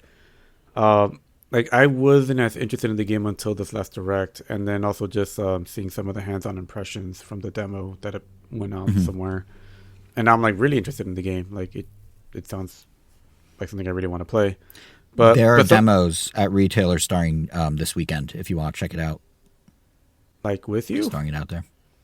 I mean, in general, I'm happy to go. But yeah, Walmart, Best Buy, and Target are supposed to start having the demos at their kiosks this weekend. Will there be one at... Well, I won't say the name of the mall. I don't know. I don't know. I don't run their server. I can't tell you which things got propagated to which demos. But well, then I think I was going to ask, like, this really just occurred to me. Like, clearly Nintendo wants to, obviously make you care as much about the characters as they do about the game because, they're trying to really lean into their IPs. Like... Fox sounds, them getting their own direct, and obviously them being in the movie clearly show that, like, yeah, we want Fox to at some point be, I would have just assumed like on the level of Mario and Donkey Kong one day. Like, clearly they're already doing that with Donkey Kong, and I feel like it's working. But Fox in this new design, like, do you picture Fox in that Abbey Road kind of key art with like the other characters? I don't know. Stores? I don't know about this design. Weird with this little, is too photorealistic. Yeah, it's gonna really stand out. Like all the other characters, even if they do have different art directions, like they still kind of work with each. They'll kind of work with each other. I could see them, even Link, but these, I don't know, like just like seeing if they add a statue of Fox to kind of go with the Pikmin one, the Inkling, the Link. Yeah, it's gonna be weird. I don't know. It's a good question. What's interesting is a friend of ours. We talked about the designs, and he said, "Did you see what Falco's legs look like?" I'm like, "Yeah, of course, hilarious." And then he goes, "Like, imagine if this more animal-like design was there from the get-go. Like, Falco's moveset in Smash Bros. Would be completely different." Oh, yeah, even Foxes. Yeah, like I can't see them doing any of they like have their a lot of leg-based kicks. Like they would just be most of their moves, completely like different the upper characters. kick, the the Chun-Li kicks, like, yeah, oh my god, You can still do Chun-Li kicks. I don't think that changes. they're just like hilarious. It's just like a because they're gonna twig be, that like, they're kicking you with. I guess I guess they're gonna be like very like focused to a point, so that if anything, they might be more deadly. But yeah, like honestly, just like the way they run too, like it's just gonna look funny if they try to directly adapt it. Like they might. I mean, would it be weird if like we find out in the cutscene for this new Star Fox game if Fox, when he's at a full-on sprint, he runs in all fours or something, or I don't know. This is them coming full circle to make that theory come true, where like their legs got cut off and they have like robotic legs. So the game's gonna start off with normal legs. The one that, And then they God. introduced This is where the the- leg You know got what's cut off. crazy? You know what's crazy? I just You're saw a gonna video. I just saw a Oh, clip like, from hilarious. Kit and all four of them, like that, like that's their bonding moment. It's like, oh, I we just made saw it a out of this clip together. from Kit and Krista, like the foreign Nintendo employees, and they do like behind the scenes stories. They had to prep Miyamoto that question could come up in interviews. Like, there's a fan theory that the characters are all amputated. And Miyamoto was extremely confused and put off by it, apparently. And then there's like, listen, we're not saying we believe it, and we're not saying you have to like Wait, justify but I thought it. they But said there's that, a fan did they say theory. their boots are robotic, or was that just some like random tidbit? Yeah, but I don't think they meant the feet in the boots are robotic. I think they meant the shoes are like The the boots are Back to like the Future augment- shoes where they have that they're, robotic like- elements. Yeah. Oh, that they like augment, like, I guess. Yeah. like I think that's what they Samus's meant. But Futuristic yeah, they had to stilettos, basically apparently. With just like they had to gamer. media train Miyamoto on how to answer that or not answer that. Which is crazy to think that reached that level where Miyamoto himself had to like have a prepared answer for. So is everyone amputated in Star Fox? Like it's wild. But yeah, I don't know how this is gonna work. You're right. Like, if this is a reset, like is it? I don't know. Like I can't. I want to hope that they succeed with Fox, but I also don't see Fox being like as marketable in this design as like the other thing everyone that's weird else. too is I mean, like there's, like a Kirby in the and Mar- the Inklings, like somehow they blew up, but they're kind of simplistic. Like there's Yeah. one, like if there's one thing that I remember that I'm like, oh yeah, that's true. Like if you want to have a very popular character, you want them to be easy to draw, and usually the easier they are to draw, the more popular or more like marketable they are. And just That like makes sense, like a it's like a Pikachu. Kirby, like a Yeah. Pikachu, like very simple characters. Like if a little kid can draw them, like I don't know, it's just instant appeal. I wonder. So it's interesting. The character designer of Star Fox, who no longer works at Nintendo, actually commented on these designs. I was reading it the other day, Oh, and yeah, he I saw says that like he article. understands the purpose they serve. Right? Yeah, and he was saying like he understands the purpose they serve with this design, but he prefers the movie design. And what's interesting is the movie design. Fox is now the only character in the Mario movie that is that distinctly different in the movie and in this game. So I am curious what it kind the of like. goes in the other direction than what they did with Donkey Kong, because they Yeah. knew, like, hey, we want Donkey Kong to look in the movie the way he does in our game coming out, because he might have spin-off movies. These movies are going to be, relevant for the next 10 years. We don't want to confuse our audience. And yet here we are with two very different Fox designs. So Three very different. There's also the anime sequence in the movie where he looks different again. So I'm It's still the wondering same which design, one it's just is shaded like differently. proto Fox. But- Kind of, but it's like, yeah, it's more angular and stuff. But I'm wondering why is like how there's this render of Mario, and they have it as the statue at the Nintendo store, and you could at one point have bought it or something, but it's like the perfect Mario. It's like exactly how his proportions should be rendered smoothly. Like it's like this exact pose of him jumping. It's like I this forgot the is hard term to for it. It's draw. like Get yeah, those it's like the legs. proto Mario. How am I going to render that fur I don't on pencil? know what the proto Fox is going to be, and I don't even know if Nintendo knows at this point. I'm not sure what's happening here, but I feel like it might be closer to the movie design, Like, it which is to your crazy point seeing is the opposite Falco's of Donkey Kong. face looking way more like a bird. Slippy is the only one that looks still cartoony somehow, just like different. But yeah. I think Pepe looks Fun good. fact about Slippy, there is one notable change: his hat color. It was red in Star Fox 64. It's blue in the reboot. I'll let you make your assumptions about why they didn't want him to have a red hat anymore, but it's true. Go look it up. They changed the hat. The other thing too, like What's the crib situation? you do see Falco's like bird feet, like they stick out through his boots, which I think is like the first time you see like I guess any of their feet. But yeah, I thought that was interesting. Yeah, I'd be very curious I mean, they have big plans for Star Fox. I was mentioning on the podcast. I hope he does quick, rapid neck movements as he's walking around like a chicken. That'd be amazing. Like he's just in the background fixing stuff. And he's just like doing like quick, like twitchy. That'd be amazing. I was gonna say they definitely have big plans for Star Fox because I mentioned this a few episodes ago. In their financials about their IP expansion, Fox is on there. It's like Donkey Kong, Splatoon, Pikmin, Mario, Zelda. Fox is there.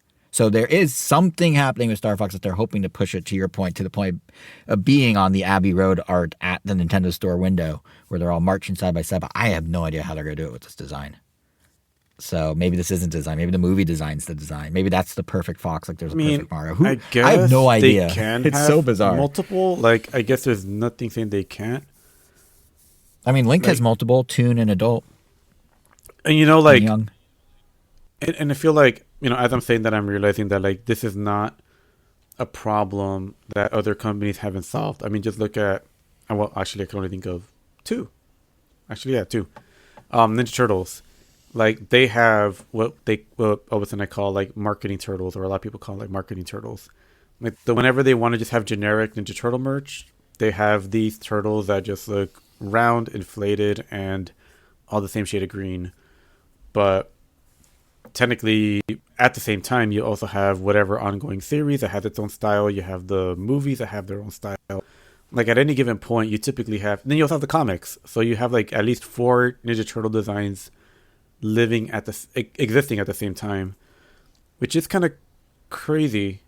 Like when you think about it, but at the same time, it's like, oh, somehow that doesn't confuse the audience. If anything, it's like, yeah, it's clear which one is for which. If you're just watching something with your family, it's this turtles. If you're reading the comics, it's these turtles.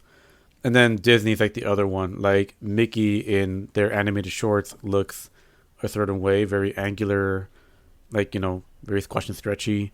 But then in the parks, he looks a very specific way. And, you know, everywhere else is like all in between. You know, his old black and white design is still kind of kicking around.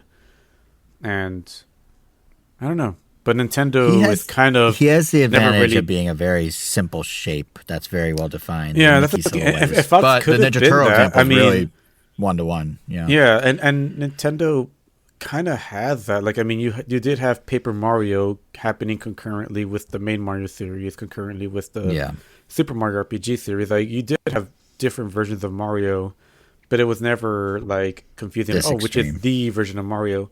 Fox typically was just whatever the latest game was as portrayed. Honestly, there was a period where Smash Brothers was like what is the up-to-date version of Fox, and that was just whatever Smash Brothers picked. You know what the best example actually is? Star Fox Metroid, Adventures. it's kind of weird because they get kind of stuck with Other M for whatever reason for the long time. Star Fox Adventures, though, is basically the more realistic Fox. And simultaneously with him having Star Fox Adventures, well, he had Assault where he looked like to make 64. Look like she did. But yeah, so I had to do all that moderation in the forum. Yep. Just for me, they did. But no, like Adventures, they did the realism thing, and then they had the other design kicking around in Smash and Assault and everything else. So I guess if you think of this as... The thing that's confusing is this is the soft reset, right? Like that, it's clearly the reset, but it's also like not his design they're going to use as the default really fair to call design, this maybe? soft? So, this is more like a medium. Okay, it's a medium reset. But it's just, I don't know. It'll be interesting. But I don't think this will be the design they use, but it'll be a design they use in the way that Adventures was. Like for a minute there in like 2002, 2003, 2004 GameCube marketing, the Fox render they used for everything was that Adventures Star Fox render, like Fox McCloud render. And that render did coexist with Mario and Link. Wait, what are these and now? everything Like, else. And didn't look crazy. Is there a Star Fox avatar you can use on the Switch 2? Yeah, and I think it's... kind of like how they updated the DK one. Like, is it the... Oh, they haven't updated it to the crazy. No, yeah, that's it. Is it the 0 one? Like, yeah. I'd be curious if they replace the 0 one and whatever poses it may have with the exact same poses, but, you know, with the, I guess... I think Star if they were Fox. going to, it would have already happened. Like, they did Donkey Kong before Bonanza wasn't out. Like, they were doing it leading into... Didn't they? I don't know. I mean, the design... That's I more might be your wrong. I might be wrong. territory. I take it back. I don't know, actually. We'll see. Well, they have 5 weeks to figure it out. Huh. Jason. In 5 weeks, being the new design ill-prepared. drops, and that's what it is. So there is, you know what's crazy? We were texting before this episode about what we'd be talking this episode, and Kevin made a crack about, like, how long did you say we talked about Star Fox, Kevin? What did I say? An hour and a half? Yeah, well, we're at about an hour, and there's one more thing Star Fox Yeah. adjacent I did want to talk about. Yep. Yes, where were we at? No, yeah. The fact that like it literally took about an hour. Yeah, I It- thought you like found yeah. a design. You're like, yeah, they're doing this one. No, no. In my head, I'm on like 40 minutes tops, and that's like with like Jason, I don't know, stretching the heck out of it. But, Oh, get ready for a stretch. You guys ready? wait, we're not done? There's one more. Stretching. There's one more Star Fox adjacent thing I want to talk about. And that is the game price conversation for Switch 2. So we kind of mentioned, they announced price for this. Should I make a new category for that at this point? We didn't. If you want, These just call game Jason prices? Sales Corner. Because guess what, guys? Here come the financials. But no, we didn't really talk about it at the time. But when they confirmed Yoshi and the Mysterious Book's date and MSRP, they also rolled out to the U.S. a pricing policy other regions already had, which is all first-party games, digital will cost less than physical standard. Like, that's going forward what they're going to do. But because it's Nintendo and nothing can be clear-cut, they went ahead and announced that they're doing a higher price physical than digital. They're with a game that's really leveraging the quote-unquote variable pricing they promised back before Switch 2 launched, and in a way we haven't seen yet. So Yoshi is going to be a $60 physical game and $50 digital. So the question very quickly became, what does that mean more broadly? A game like Mario Tennis Fever has been $70 physical and digital, but so has a much bigger game like Donkey Kong Bonanza been $70 physical and digital. Those games are very different sizes in scope. So is Yoshi smaller, thus cheaper? And if so, does that mean any game that otherwise would have been $60 before the digital physical split is now still 60 digital but 50 physical? Or is this a Trojan horse of sorts using a budget tile to make it look better, where bigger games like a Donkey Kong Bonanza size game in the future will be 70 digital and 80 physical, meaning is this stealthily like a little price increase if you buy physical? And we still don't fully know, but a picture has begun to form, with Star Fox being the latest. Splatoon Raiders is the same 60 physical, 50 digital split as Yoshi. And now Star Fox is also the same 60 physical, it's like a tongue twister, 60 physical, 50 digital split. And again, all three of these games, you can make the case they're more AA than AAA in scale. And we have yet to see something like, I don't know, that rumored Ocarina of Time remake. Is that going to be $80 physical? We'll find out. But the pricing puzzle is one that's still sort of, we're trying like collectively to solve as like the fan base. But a big old new piece of the puzzle came in overnight about 20 hours ago as of this recording, and that was Nintendo's new financials. So initially, I was more jaded and viewed the physical digital price split as an upsell of up pricing of physical games. In my mind, we'd likely see more games at 70 digital, 80 physical. But then came this new financial report for Nintendo's full fiscal year, and if you look at what's there, you look at what Nintendo's doing with the recent crop of game prices coming in lower than we thought for all those AA games, and you look at the fact that Nintendo announced they now need to raise the Switch 2 hardware MSRP by $50, it's painting a different picture now, I think. So here's where I'm at. In the financials, we see the data that points to two interesting things. First, Switch 2 had a stellar amount of sales so far. 19.86 million units. That's higher than Nintendo's original forecast of 15 million that they predicted they'd sell in the first 10 months. And it's higher. It's besting even their revised forecast of 19 million. So they exceeded their expectations.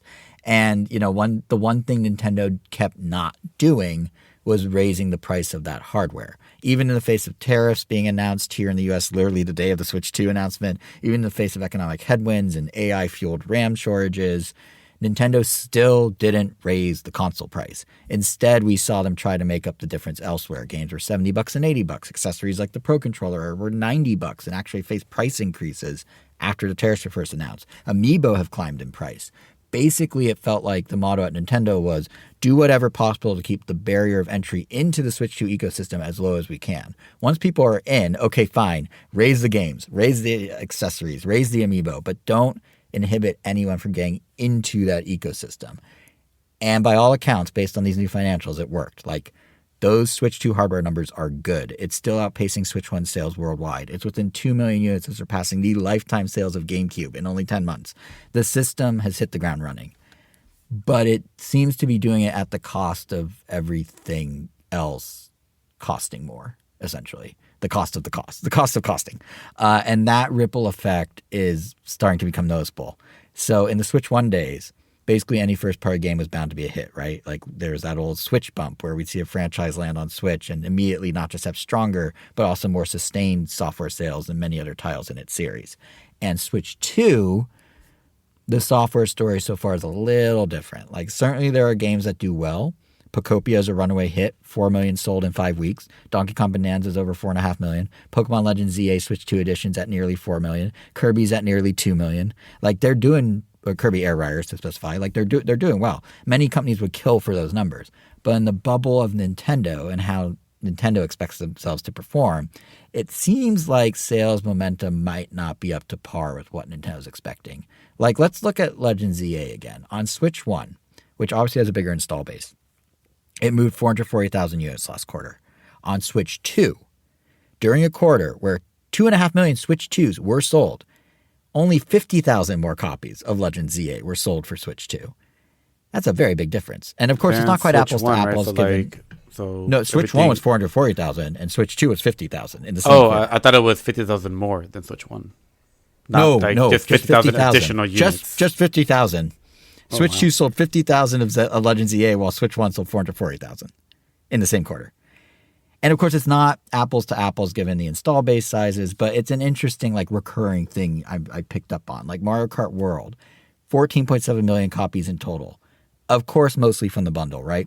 But that bundle stopped, and it did sell another 760,000 this past quarter. That's a good number, almost 750,000. Yet its momentum is now slower in total sales than Mario Kart 8 Deluxe was at this point in its life cycle.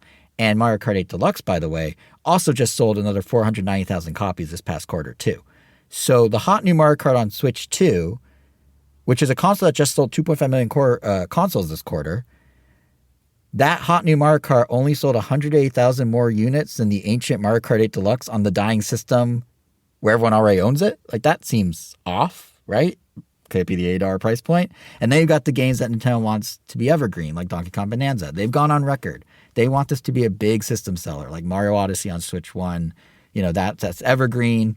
It 30 million sold or something like that. And Bonanza's getting there slowly, but we're talking about a game that launched out the gate at 3.5 million in its first quarter. Great number. And in the quarter since last summer, it's moved a little over 1 million. Mario Odyssey, which has already sold 30 million, also, in those same number of quarters, moved a little over 1 million. And it's how many years old now? So then you've also got games that aren't even charting in Nintendo's financial report because they didn't meet the minimum sales threshold on Switch 2. Mario Tennis Fever, under 1 million. Who knows by how much? Metroid Prime 4 Switch 2 edition, under 1 million. Who knows by how much? Apparently, if you add the Switch 1 and Switch 2 versions of Metroid Prime 4, you do surpass 1 million. But neither individual version has sold over 1 million. So there are a lot of factors at play here. In the case of Metroid, it's prior reviews. In the case of Mario Tennis Fever, maybe it's not enough newness to drive sales. There's economic headwinds. But the underlying thing, regardless of what games you're looking at, is that every single game I mentioned that's on Switch 2 is a minimum $70. And every single game I mentioned on Switch 1 is not that much. And now we're suddenly seeing all the games going forward costing as little as $50. And instead of eating costs on hardware, it looks like Nintendo flipped. Nintendo's dropping the price of software and the hardware is getting the $50 MSRP increase. And then when you look at Nintendo's forecast for the fiscal year we're now entering, that flip becomes more apparent. They're predicting sales of Switch 2 software increasing by 23% compared to this last year, yet the hardware, at the new price point starting in September, and with economic factors, is expected to decrease by 17% in sales compared to this first fiscal year, which is not the best thing for a console in its second year to be down in sales from when it launched. But it would certainly explain why Nintendo's getting more aggressive about a lower barrier of entry, not to get the console, but to buy more games and get more money and revenue through those additional game sales. So, like when we were talking about the announcement strategy stuff, we're going to see how this pans out. Like, who knows, are Nintendo Directs dead in favor of these little sprinklings of drops? Is Nintendo focusing more on making money off the games and the hardware right now because they already have 20 million people and they need to find ways to fight economic problems.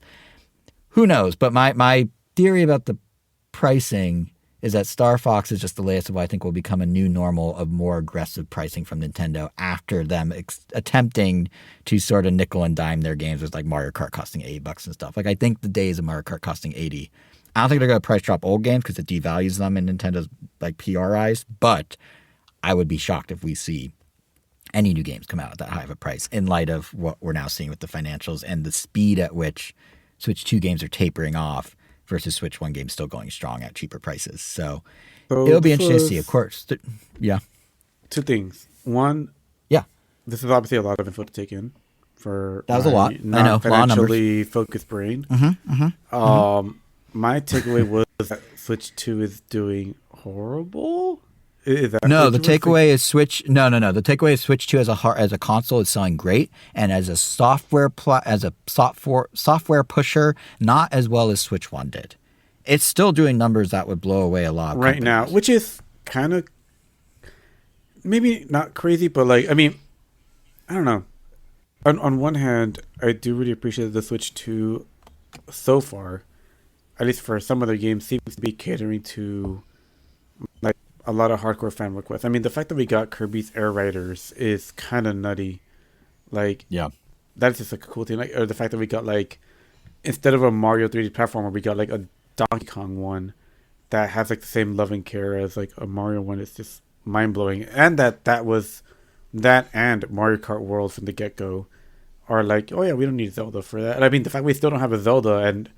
I mean, just speaking for myself, we kind of do. We have Switch 2 editions of Tears of the Kingdom and Breath of the Wild, which they tried to push hard. That's true. Yeah, they are there. But like, speaking of someone that played, 60 FPS does played, nice.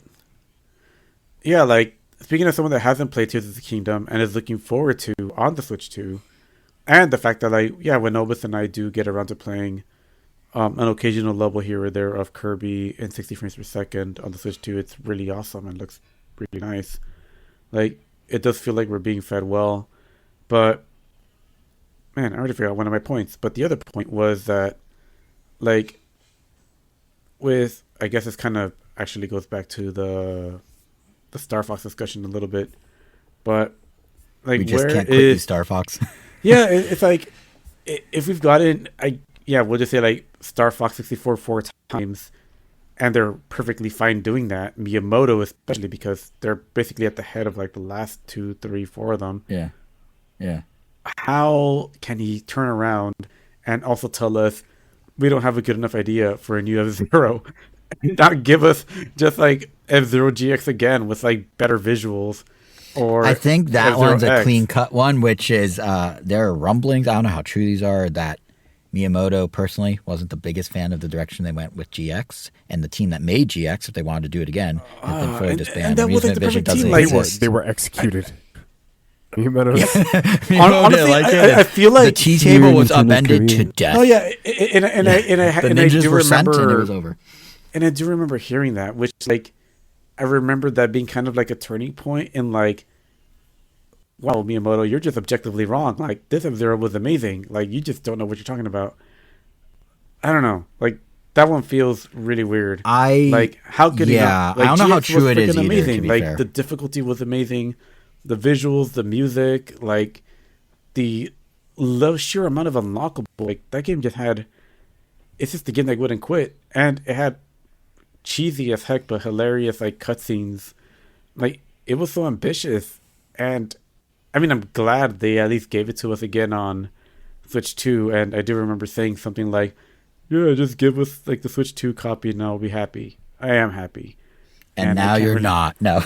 but I guess Star Fox 64 like again coming out like kind of reopened that wound a little bit where it's like, hey, what the heck, like why not F-Zero GX again? I think if you can work your way into Illumination and you can pitch why Captain Falcon is going to be in the third Mario movie, that will somehow spark something that makes this all fall into place. Because that's how Fox happened in Mario Galaxy. Clearly, like Miyamoto just hates Captain Falcon because like we got 2 F-Zero stages in Clearly. Mario Kart 8. In Mario Kart 8, And yet we didn't even get Captain Falcon himself as a playable character or any actual character, just like a Mii costume. But we got Link. But we got like multiple F-Zero representation. Really good F-Zero representation. I will like, say F-Zero almost has to the point more... where it felt like damn, like okay, they really want to do something with this franchise, but I guess not. Like it has more attention now than it's had in a number of years because it's GX on Switch 2. It's F-Zero 99 that still has events going strong in game. It's Mario Kart 8 having it. Like there are breadcrumbs everywhere. Like, I don't know what it takes to flip the switch to make it happen. Like Star Fox didn't have the breadcrumbs. It went dormant. There are like all these little trappings of F-Zero in different places. So I don't know. It's like two different approaches to the franchises that were once upon a time pretty neck and neck in terms of sales and perception and reputation, and popularity and stuff. So, well, I guess my only other question is, I don't have a real answer, but I mean, yeah, I mean, we'll see. I am happy with F-Zero GX on the Switch 2. That is really awesome.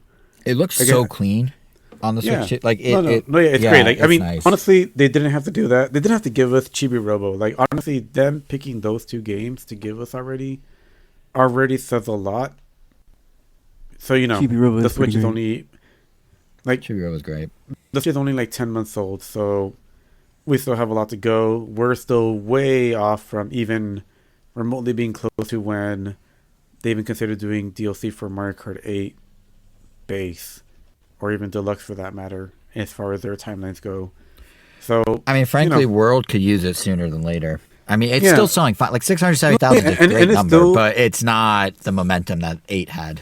Yeah, unfortunately not. But I don't know, that game is still super fun. Like I'm still having a lot of fun just playing like the one track, or even just the music. It's just amazing. Yeah.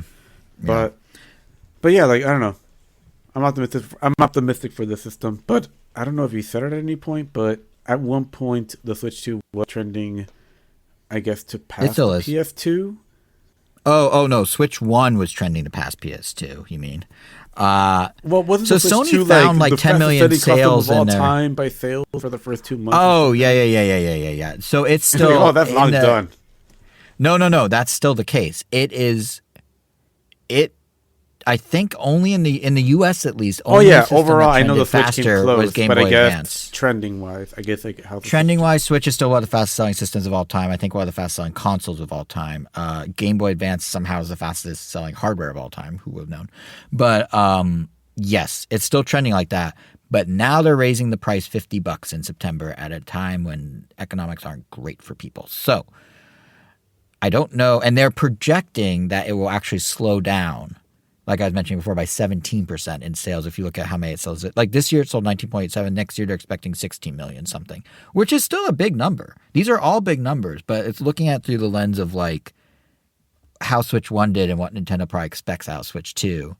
Like if this was like Atari or something and they're like, we made a new console, they'd be like, wow, these numbers are crazy. We sold 110,000 more of our Kirby Air Rider game in a dead month after the holidays, and it's a niche title. That's great. But I'm sure Nintendo looks at it going, Kirby's one of our biggest IPs. Why didn't it sell 200,000 or 250,000? Like they have a different lens. So everything I was saying is good. It's just not as good as the astronomical Switch 1 numbers were. But yes, Switch 2 is still trending ahead at the moment.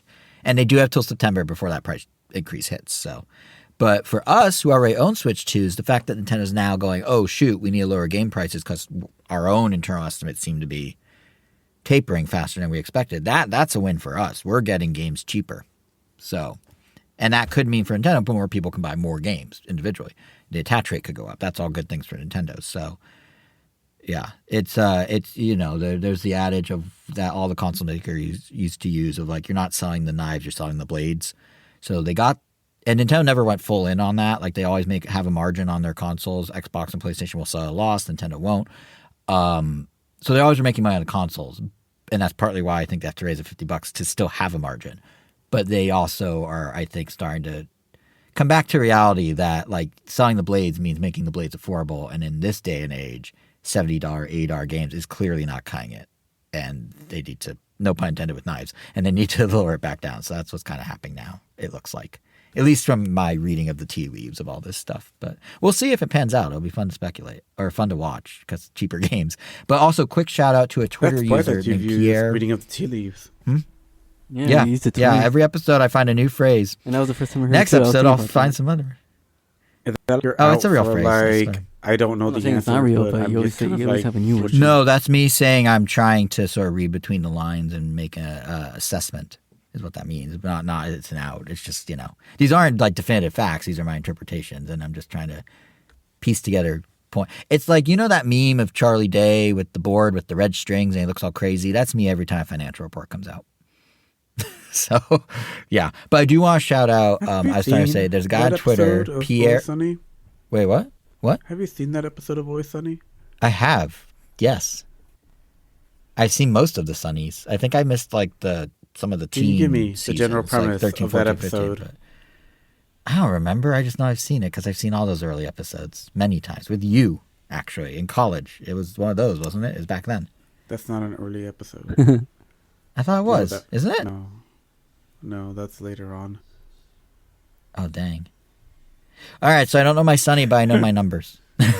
But I will say I know my numbers because I was trying to say it, so I'll say it. Let me say it real quick. There's a dude on Twitter named Pierre485. He tracks and shares a lot of these specific quarterly numbers that I cited.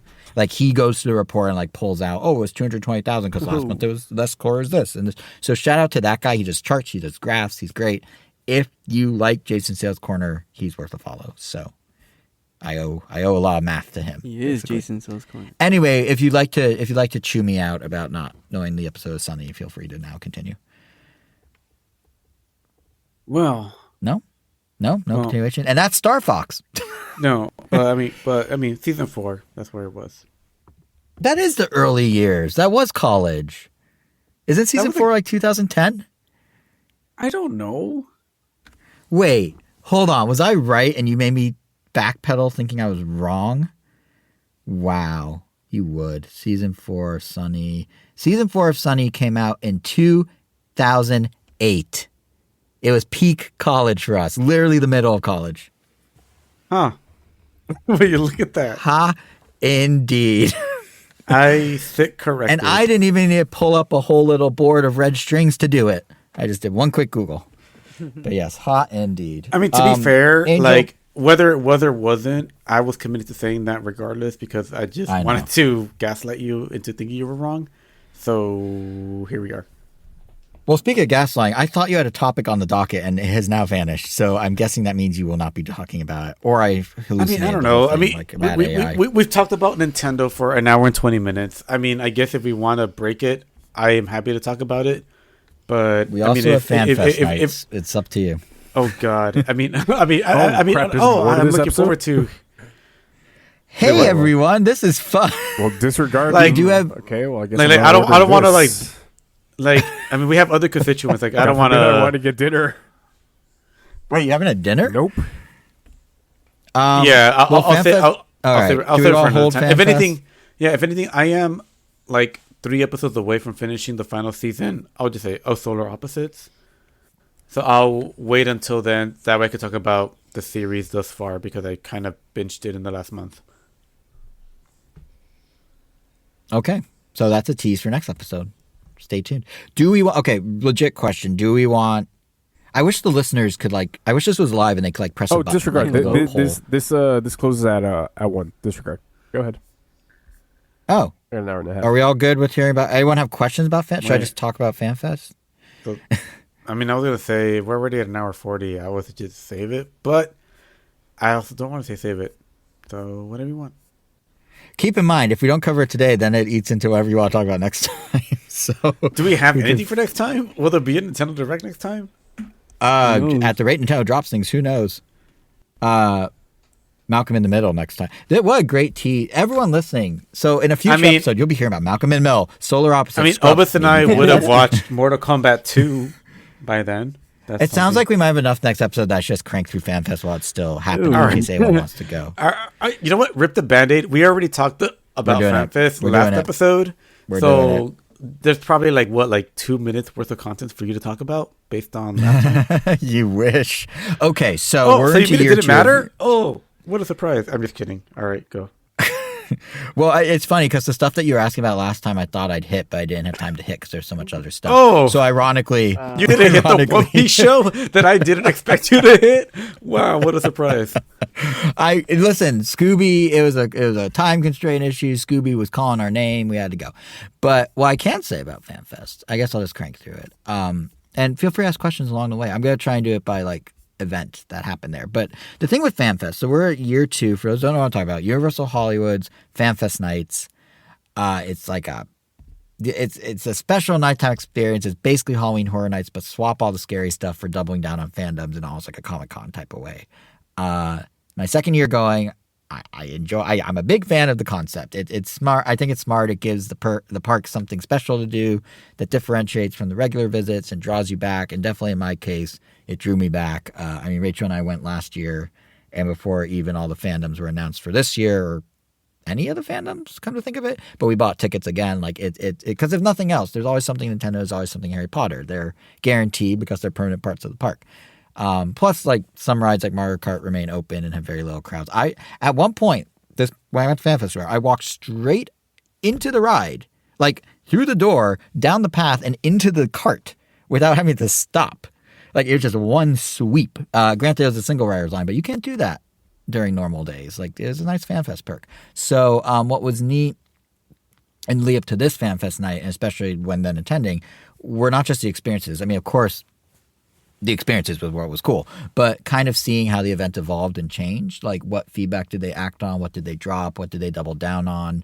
And in particular, since it is so early in the life of what will hopefully be this annual recurring thing, it's kind of cool to know that like things we commented on during a survey on the way out the door last year, that impacted this year. Like I'm sure we're part of a consensus. It's not like our words hold weight that much, but it's cool how at some small level the fans are shaping FanFest and you can like see it happen year to year. So yeah, let's talk about the night. There were 5 advertised experiences plus a bonus unadvertised Jurassic Park one. You could definitely trace where Universal saw success last year and where they saw areas for improvement. Starting with Nintendo, they didn't just double down on what they did last year, they quadrupled. So last year there was a clue-based scavenger hunt around Super Nintendo World. Find 5 spots, get 5 Yoshi stickers, and you get me a special colored Yoshi tucked away in a private room. This year, there were 4 colored Yoshis, and you just walk up to them for photos. We talked about this a little last episode, but they do a little dance. So every 30 minutes, when they go to the employee area to swap who's in the costume, oh wait, no, hold on, sorry. Let me not shatter the illusion. When the Yoshis go to get a snack backstage, but yeah, when they come back out, that iconic Yoshi music starts playing. They all march to the middle. They do a little summoning circle, like cult looking thing. They dance in place. They take a bow. They clap and they march back to their 4 corners for photo ops. It is delightful. I watched the dance multiple times. I waited for the dance. I awkwardly stood there for the dance. It was great. And should you want more than the dance, like I said, they each do photos. And yeah, and what was nice about it, though, is Universal learned from last year. So Super Nintendo World was a bit of a logjam because you'd run to get the 5 clues last year. Then you'd have to stand in this massive line for being the one, at the time, special colored Yoshi in the special little room. Fortunately, last year we got wind of the struggle in advance, so Rachel and I prioritized it, hit Super Nintendo World first, basically ran to all the clues. We're in and out, me and Yoshi, in 20 minutes. But folks waited hours last year. So it's cool to see this year Universal made the Yoshis super accessible. And not necessarily at the expense of a little game like Scavenger Hunt going away either. Because, I mean, the whole theme of Super Nintendo World is interactivity, right? So this year it was solving word-based clues, taking certain letters from each answer and then forming a password to give you access to a different special side room. And in that special side room, you got 2 gold stickers, one for Mario, one for Yoshi. And then you got a photo with the standard costume Mario and the standard green Yoshi. But the unique thing is they were together. It wasn't like it was a special costume. It was just the 2 of them in one photo op, which doesn't normally happen. Now, I will say the place for the photo op was a little weird. It had a Mario backdrop. It had a little end-level flag statue, which is a clever acknowledgement, of the achievement that you did the puzzle. But compared to the specialness of those other colored Yoshis you can walk up to outside in fully immersive areas, this very much felt like like a random back room with just 2 people in costumes. The space was kind of cramped for the photo. The lighting was like fluorescent light. The floor was just plain linoleum. Like it felt less like a photo op at Super Nintendo World and more like a hired character meet and greet at a birthday party or something. Like it was weird, and it made it a little less exciting. Perhaps a note for Universal next year is to remember your theming for all the photos. But, the fact that they flipped the sequence, so the less exciting thing was the tucked away one and the more exciting thing was accessible, that's nice. And one other thing that was nice was, and very exciting, was they also doubled down on the Yoshi drinks. Tripled down, actually. So they had 3 Yoshi smoothies. And as you guys know, I love the Yoshi smoothie. The apple melon smoothie returned. That's around year-round in Florida. I already gushed about it when we talked about Epic Universe a few episodes ago, so I'll spare you guys. But they also introduced 2 other flavors, an ube blueberry and a tropical mango. I cannot tell you anything about either. I love the apple melon one so much, my sugary sweet apple melon, that I didn't even try the other ones. I just got the apple melon. But it speaks to my point about fan effects, like expanding on what worked last year. Like one smoothie became 3, one colored Yoshi became 4. Like it was cool. So with that in mind, here's something else they took from last year and expanded upon for the better, a backlot experience. Last year, they did a whole themed thing for Back to the Future in the actual Clock Tower Plaza the movie was filmed in. You get dropped off by the Studio Tour tram. You would be free to walk around the plaza. And as you did, around you were a bunch of actors portraying the characters and scenes from the movie, interacting with you if you talk to them. It was very loose, very free form. A couple key moments happened every so often in certain spots, but you kind of had to make it your mission to engage. Otherwise, it was just stuff happening around you. Like there wasn't like structure to it. It's just like you can go talk to them if you want, or you cannot. It doesn't matter. And the actors weren't mic'd or anything, so you had to like put yourself in it and get up there. So this year, but it was very well themed and very cool concept. So this year, they swapped all that out for a mashup experience called Scooby-Doo Meets the Universal Monsters Mystery on the Backlot. So instead of the plaza, they shuttled everyone to the Little Europe sets where the actual classic Universal monster movies were shot. And like with Back to the Future last year, walking around those actual backlots, that's pretty cool in of itself, honestly. Like that's a neat thing. But learning from how like loosey-goosey Back to the Future was, as cool as it was, Universal then put more structure in for Scooby. So if anything, it kind of felt like an escape room that was stretched out across the entirety of the Little Europe area. The rough premise is that while filming a new monster movie, stuff starts going wrong. The monsters start essentially breaking out of their scenes and wreaking havoc. So by identifying and piecing together clues, you're helping Scooby and the gang solve who from the film's team is responsible for the chaos that's disrupting filming. And what this translates to is you're given a rather elaborate clue book. Like legitimately, it is 14 pages long. And you need to wander around Little Europe to figure out what's going on and who's involved. So Universal set up 2 types of interactions. Each member of the Scooby Gang is tied to something from the film's production. They have like a tent where you can collect clues. So Velma, for example, is at the video village where you need to compare takes to find discrepancies. Daphne's appropriately running wardrobe. Each Scooby Gang member was an actor that you could interact with, just like with Back to the Future last year. And it did a good job of getting the right people for the right parts. Even though a lot of the clues were more like object and person based, it's fun to like have Velma come up and talk to you while you're trying to like watch the video village stuff. And it was neat. And then in other parts of Little Europe, they had little like fake filming sequences with the monsters taking place. So these were fenced off areas rigged with lighting, sound, smoke, effects, and you could watch the classic monsters played by actors just like the Scooby Gang are, do their scene. Then the scene somehow goes haywire and they break out of the scene and start walking in the crowd among you. So they're doing their scenes and then they're just kind of doing crowd work, if you will, like interactions. Like the Wolfman at one point jump scared Rachel as she was trying to figure out a clue. That was particularly funny because I saw him coming. I know she's bad with small like startles. And I literally counted into her, Wolfman's coming in 3, 2, 1. And she still jumped. So yeah, but there's cool little moments like that, and the interactivity between like the Scooby Gang actors and the wandering monsters, and then a stage show like big reveal of who was behind the mystery at the end was very well done. The big reveal in particular was a cool blend. It had physical actors and a costume Scooby on stage, but they also did some building projections and screens and stuff where they kind of like blended, those sequences where like Scooby and the gang are running through all the different doors and stuff. Like they did that on a projection behind. It is well done. The thing is, though, a bit like Back to the Future, you got to commit. If you treat it like a walkthrough, it's a bit more ho-hum. If you try to solve the mystery like Rachel did, she loves escape rooms, you can be down there for like 2 hours. We went at the end of the night, and we were literally the second to last big reveal show at like 1:15 in the morning. And there literally was staff like blocking us from going back to certain clues because like, no, we were shutting down the end already. And we're like, oh, okay. Like that's how late we were there. But I'm not kidding. It's like a full-blown escape room puzzle situation. Like one complaint I've been seeing online is people found it too convoluted, too involved. But if you commit the time, it is fun. It is doable. And they sold boxes of Scooby snacks. So that was neat. You get a little box, custom box of Scooby snacks.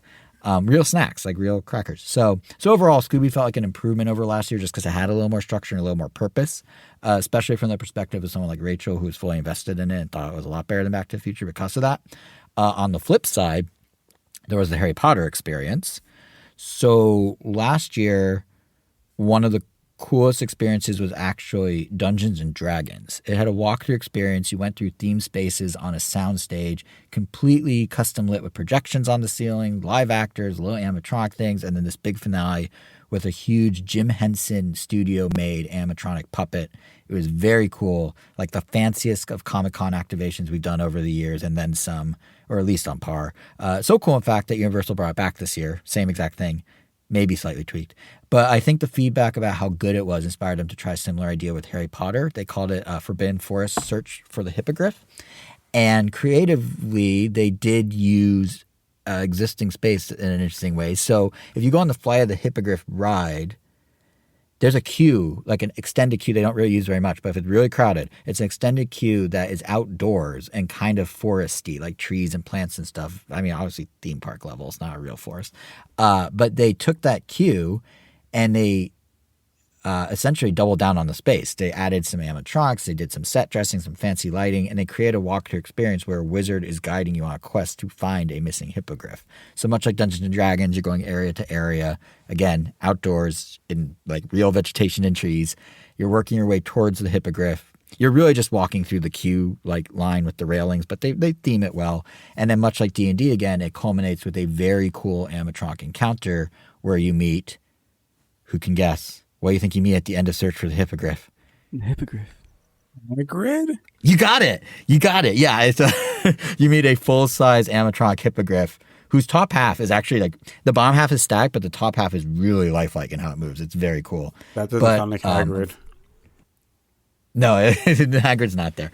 But unfortunately, with this one, execution-wise, I think minus the animatronic, the rest wasn't quite up to par with the very high bar set by D&D. Like, there are cool moments and elements for sure. Like, the whole premise is you're using spells to light the way and clear paths. So the automation of how, like, the lighting kicks in and how obstructions are cleared is pretty neat. Plus, if you're a big Harry Potter fan and you own one of the wands they sell at Universal, you can bring it along and do the spells, like, with the wizard. So it's kind of interactive in that way. You can also just wave your finger. Or not even wave anything. It's all automated. But people waited like 2 hours for this experience. And honestly, I don't know if it's worth 2 hours. Like we got on the first wave by lining up during early entry and waiting that out. So at most we maybe waited 45 minutes. And it's also worth knowing we went at dusk and it wasn't totally dark for us. So maybe that played a small role in my opinion. But I don't think it'd be worth the 2 hours. And Rachel, who is a much bigger Harry Potter fan, she rewatches the movie all the time. I think yearly. She reread the books many a time. She thought D&D was the better of the two, and she knows nothing about D&D. She knows about as little as I know about D&D. So, yeah, the fact that the big Harry Potter fan was like, I don't know if they nailed it quite at the same level. I think this is one of those examples where Universal took a learning from year one, executed on something that was a big hit.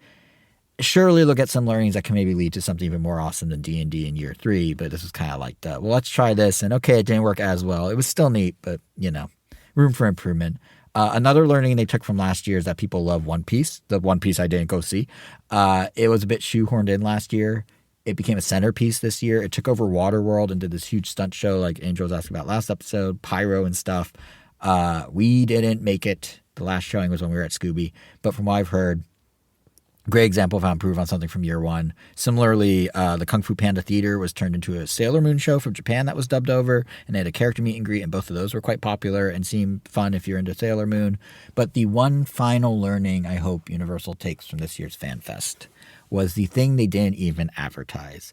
A Jurassic Park, I don't even know what to call it, mini museum, but basically, I guess museum, exhibit, display. But basically, Universal pulled a bunch of the movie vehicles parked along the studio tour route, some dinosaur statues used in the movie, some props, and some very good impressionists of Ian Malcolm, Dr. Hammond, and Nedry, and dumped them into an empty area behind the Mummy ride.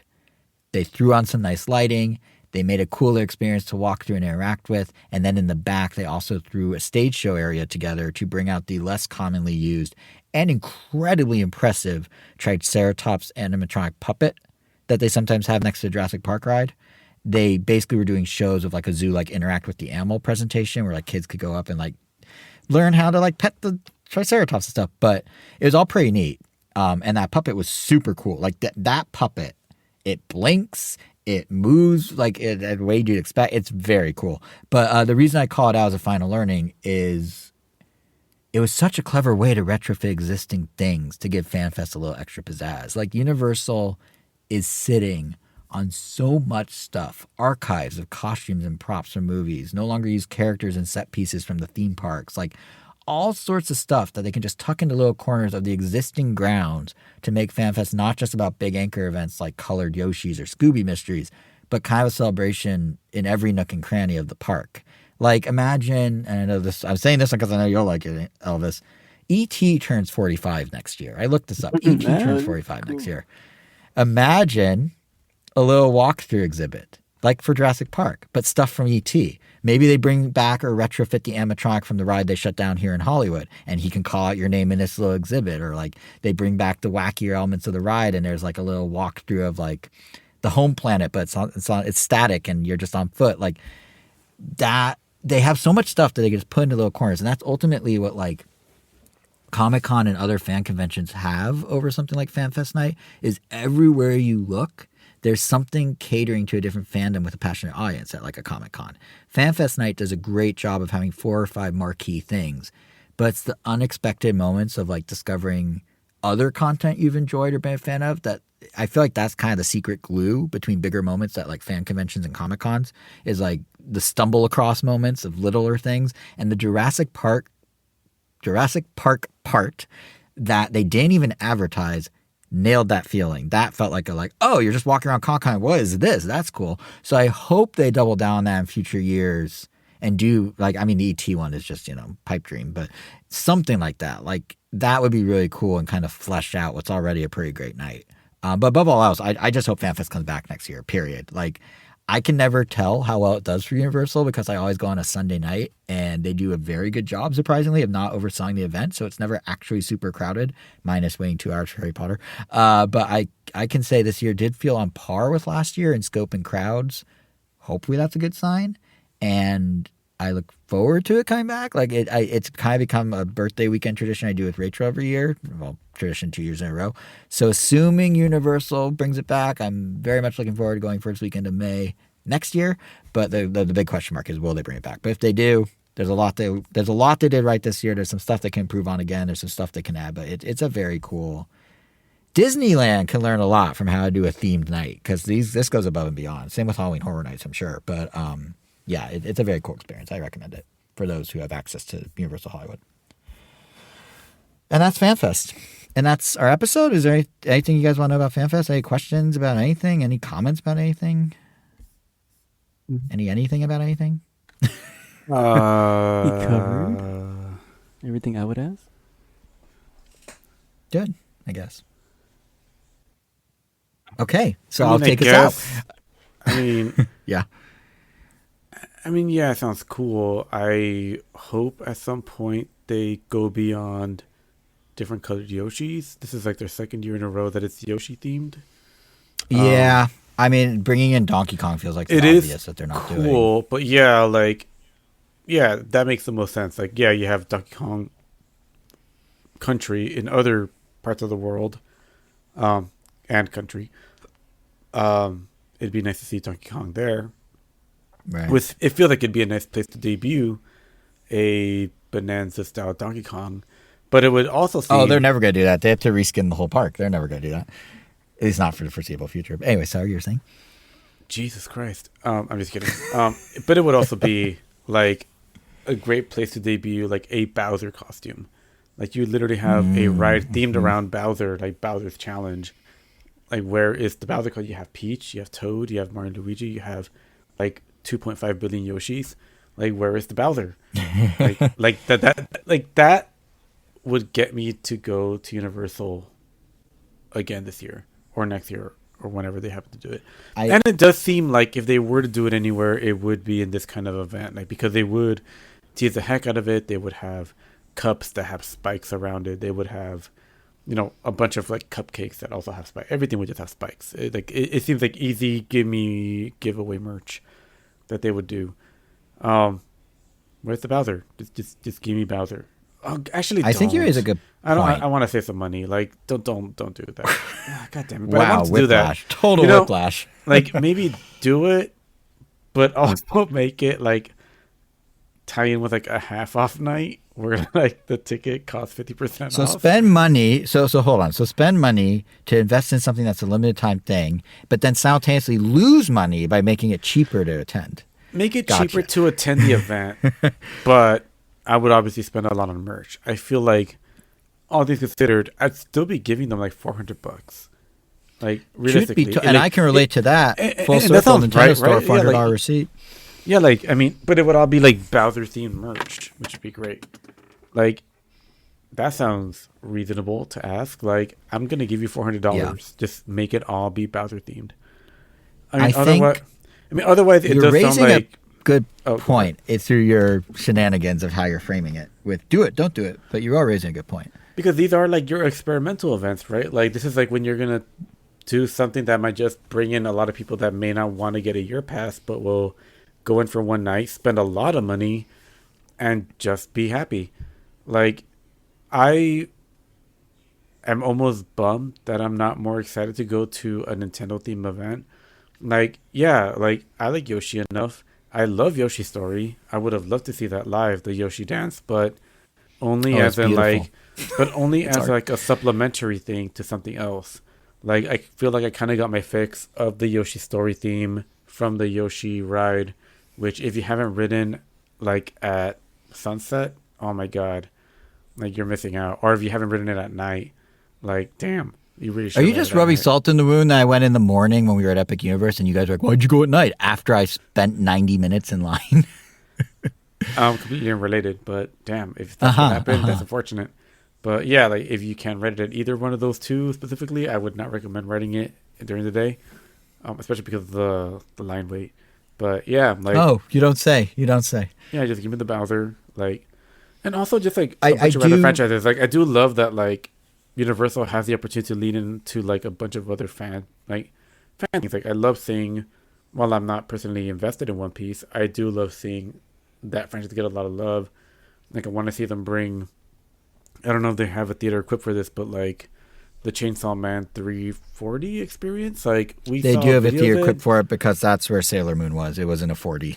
So yeah, yes, like they literally could. Yep. Bring the Chainsaw Man stuff. Like I don't know if they're equipped to bring the, and maybe Kevin or Obus, if you happen to know, the Demon Slayer ride. There was a ride. I don't remember if it was like a permanent thing or if it was like a repurposed other ride, but there was definitely like a Demon Slayer thing. The Mugen Train. The Mugen Train? I don't remember. Mugen Train? I mean, if it's a ride on like a track, I don't think they could do that. But if it's like a free form, but it just kind of popped out of nowhere. So like, it almost made me think that they like repurposed another ride that they could like kind of swap it out of things. I don't know. I mean, I don't know. Google. Fine. Let's see. You know, Angel, there is something you said in your Bowser rant that I think is worth noting, which is yes, they did reuse Yoshi's, and I think what's been interesting is because it's experimental right now and FanFest is kind of they're testing waters and this is year 2. I think they're investing in some things and they're not investing in other things. So where they have to make new experiences, they'll put the money, and when it's stuff that's existing in other parks, the One Piece show, the Harry Potter light show last year, they just bring it over and go, hey, you haven't seen this because it's only in Osaka. So it's kind of this hodgepodge of like new and old. Like the Yoshis, it's easy to fabricate different colors of Yoshi when you already have the cast, so to speak, of how to make the costume.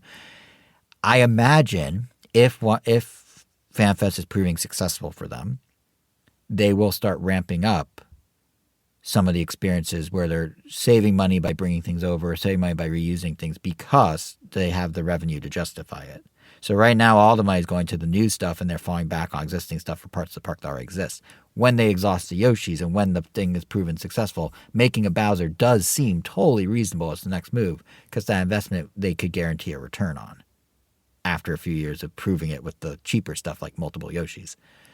So I imagine it's a when, not an if, assuming it is a successful event for them overall. So the Demon Slayer thing with the VR coaster, I don't know how much of that actually. All right. They might not be able to do that. That's a bit much. They're not going to build a whole ride, but they will build like temporary experiences. Well, I mean, it says here it was from like early 2020s to 2023, so it's done. Like it's just gone. But that's the type of thing I'm saying. Like if they wanted to fill in, not a whole ride, but when I was saying like the Jurassic Park stuff, that was all legacy stuff that they just popped back out, like reeled back out. Like, yeah, like I'm sure that's even why they had an Attack on Scooby? Titan thing, but like. Oh yeah. And yeah, I mean, even the Scooby though, that Scooby Mystery Machine van and Scooby costume exists during the day at Universal. Sometimes they trot it out from time to time. It's didn't we see it in Florida? They didn't make we a Scooby. We saw We the. did. I guess Yeah. we saw the Mystery Machine, but I don't think. Yeah, we the saw- Mystery Machine was parked. I don't think Scooby was there, but Scooby's around sometimes. So that wasn't even a fully original. You know, the fact that they're like, oh, we'll use the clock tower from Back to the Future to do a Back to the Future thing and just put some tents around it and hire some actors. Like, they're very resourceful. But as this continues to grow, much like Halloween Horror Nights got more elaborate over the years, I imagine we'll start seeing more creative, original stuff. That hopefully for you means Bowser. All right, Jason. With our listeners as our witness, 2 bets. 1. Okay. Do you think Nintendo will ever have Star Fox representation at a theme park? We'll just say Universal Studios, but we'll just say at a theme park. In the next, any representation. Like, because right now you can't buy Merch? There's 0 merch. There's 0 Star Fox anything. Right. But I'm saying Universal. merch counts. Yeah, Any- merch counts. 100% Literally- in the next 5 years. 100%. Okay, yeah, we'll use 5 years as a metric. Now, 100%. in the next 10 years, I will buy you a piece of that merch. Or no, if I'm right, you buy me a piece of that merch. If we're wrong, I buy you a piece of other IP merch. of whatever IP merch I want. Not whatever. I mean, I did buy you a giant sleeping Yoshi for like $100, but not whatever. Let's put that was a tag $50 team or less. thing. What's the name? It was. $50. $50 or less. All right, fair. All right, 5 years starting now. So 5 years. May I 8th, get the Star Fox merch. 2031. It's great to If there's propose. any Yes. Star Fox merch, I will buy you something $50 or less, or you buy me something $50 or less. Now, Yeah. we'll just say within that timage frame, I guess, I don't know. I guess we have to do something arbitrary. We'll say 8 years. Do you think there will be anything beyond that in 8 years? Like beyond merch, like even just a fan fest appearance Of Star Fox. Of Star Fox? Yes. No. 10 years. No, I think they're gonna 10 first. Probably not. Probably not. think- 15 years. Maybe by Jesus. 15. Jesus Maybe by Christ. 10. Maybe by 10, but definitely not 8. Damn. Okay. All right. Well, I want to make a bet. So 10 years? Okay, I'm not very confident he's gonna get theme parked before a lot of other characters. I mean, I was counting fanfest stuff. Like literally just like they just have a costume fox appear for pictures. I don't know. Oh, actually, that's not a bad one. I'm kind of giving you like yes. That's not bad. an That's not easy bad, yes. and that's an easy costume. That's an easy yes, actually. I thought you meant like theme park stuff, like a I'm giving you, ride, I like said a world. anything beyond merch. Like in 5 years, you think All there'll right, be yeah, merch. within 8 and I mean years, since that's the number like you said, merch we'll get a exclusive Fox to the park, costume not character. just like yeah, merch they sell Yeah. at the Nintendo store that also happens to be like all the Zelda stuff at Universal Studios Japan. I mean not Japan. Universal Studios Florida. Easy. Like all the all the Zelda Yeah, Kevin, stuff you was seem just- pretty confident they're gonna do it. I'm very. Yeah, I'm pretty confident. If it's like a costume character, I'm okay. Yeah, that will happen. If it's something So- more elaborate, that will not happen. So what would be an aggressive like time frame you would say? Like 5 years for merch, but for a costume Fox appearance. I mean, to be And honest, if they're doing the merch, they're gonna do the character around the same time, probably. If we're So just 5 talking years? costume character, So you so wanna we'll say say 5 5 years? years. We'll All say right. 5 years. Fine. Do- I thought you do meant you- like a full like part of the park. I would think anything beyond merch, but I mean, it's not that we're Yeah, kind of yeah, combining 5 them. years. I mean, what about Let's you, say Kevin? 5 Do you years. actually think 5 years feels reasonable for Star Fox merch and costume appearance? Yes. All right. They have a $50 lot merch product of- for each of you if you're right. And you're talking anywhere, correct? Any Universal. Japan. Any Universal? Any Universal. Yeah, any Universal. Yeah. Easy. I think within 5 years for a costume character and merch is reasonable. Given Well, we're probably gonna get a Star Fox spinoff. Let me in the just show. be clear. We're combining both now. Like, you have to have the merch and the costume character. I mean, it's kind of a given. What? If you get the, Why if are you we get the- combining both? I mean, it's possible it'll be combined, but it's also possible. I mean, feel like you actually, get yeah, both. It'll be combined. Yeah. It'll be combined. Yeah, like It'll be there's combined. no way they're not Yoshi going to got have merch and a like character a sometime. random Star Yep. Fox thing for you to buy. If you, Within 5 years, he'll be commodified. Yes. I would hope so. Like honestly, like I'm rooting for this to be true, but I don't think it will be. So I mean, they have a lot of what's the expression? Not buns in the oven. you know, they're pregnant. it'll be Universal fun. has a Like, lot of I am putting plates. essentially $100 on the line because I am willing to buy yeah. you a $50 thing and Ken $50 thing. It could be whatever you guys want. It could be, I don't know, some other franchise thing. Like if Kevin wants a Nami, I don't know, Body pillow? Bet. But yeah, there you go. Yeah, body pillow or mouse pad. We thought about the exact same thing. What else would we do? Then you know, yeah, and Jason will obviously get the. I don't even like One Piece. I don't know. I guess we'll also get a Manami body The pillow. horny word. Why would I? No, a mouse no. pad. Something relevant to my interest. A Pikmin. It will be body your pillow. interest. Don't worry, Just you'll a like big it. purple Pikmin. You'll like it. You'll like it. Once you see it. Once it's Okay, once it's maybe. once you're give it a covering it chance. with your arms, you'll like it. Once I'm in full embrace, I'll appreciate it. I see. I was gonna say, Universal's spinning a lot of plates right now. To be fair, I think the Foxing could happen, but definitely they signed a deal with We haven't even talked about this. They signed a deal with the Pokemon company. There's something Pokemon related. Well, that's what coming. makes it a fun bet. There's rumblings. supposedly I know. fixing There's rumblings Simpsons. of Zelda. There's There's probably more with Donkey May Kong. 8th. It has been done. May 8th. It has been written. I imagine yeah, there's that a we had a virtual lot. handshake or something, but yeah. Yeah, essentially a verbal handshake, if you will. But yeah, no, there's a lot. Like now, it's happening with the movies and it's happening with the theme parks. Nintendo did the one litmus test; it went great, and now it's full steam ahead. There's a ton of stuff in the pipeline for both the parks and the movies. Yeah, It's just- only because I feel like if anything's going to happen next, it's going to be Zelda stuff. And that's going to occupy the next, like, Zelda will 2 be to 5 next years. because Zelda will probably be next And if because the movie comes anything, out a year, it would be like literally a Animal year Cro- from yesterday. Like, there's no way they're not going to do Animal Crossing or Splatoon before Star Fox. Yeah, I agree. I think an And Animal we all know how Crossing, long it's like taking to do Village. So y'all Right. could. What a big, An Animal Crossing big Village would be Olimar neat, costume but- character.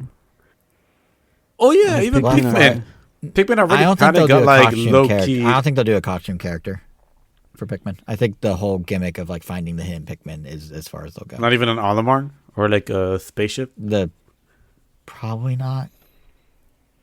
That's just my guess. Mm. I think they would. I think Pikmin already has a lot of representation in the park through those hidden things They didn't have merch. and merch.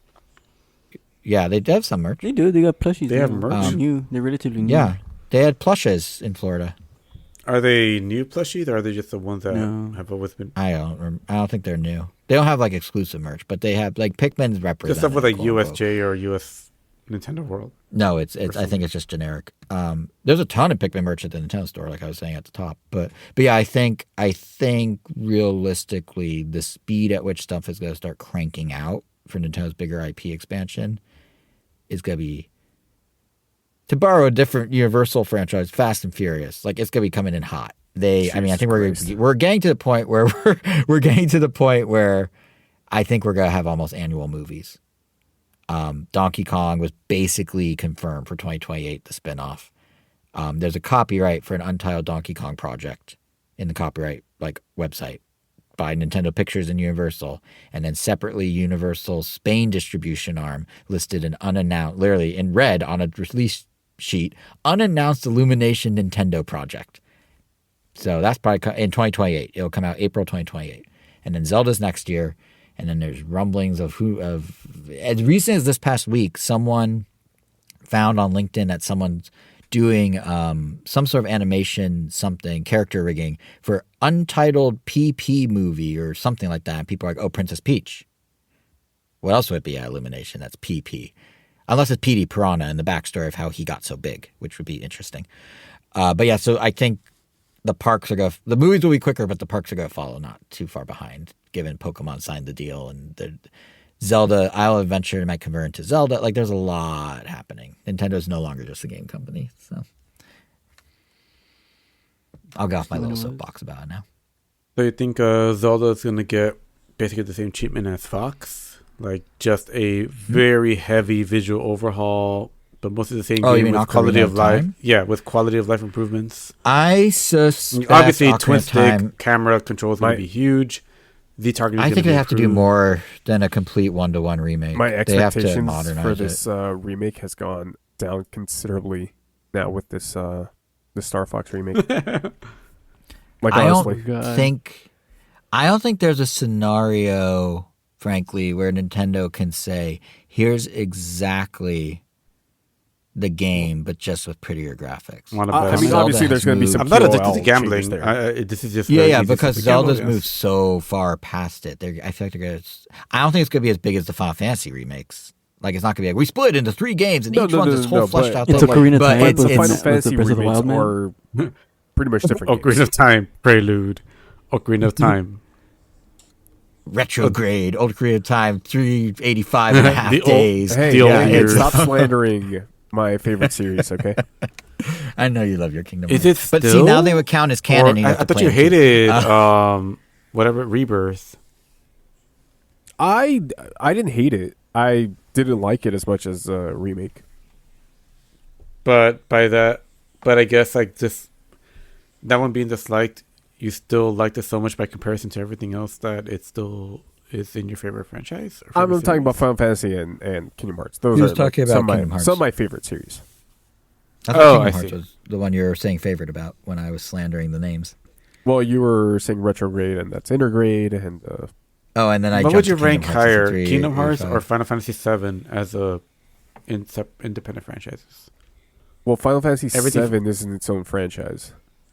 Well, it feels like it is. It's kind of almost these days its own. Final Fantasy VII as an entity, like, just has so many things in it, like between Crisis Core, the PSP stuff, and half of it is maybe good. Which is, would you could say the same about Kingdom Hearts? Most of it is good.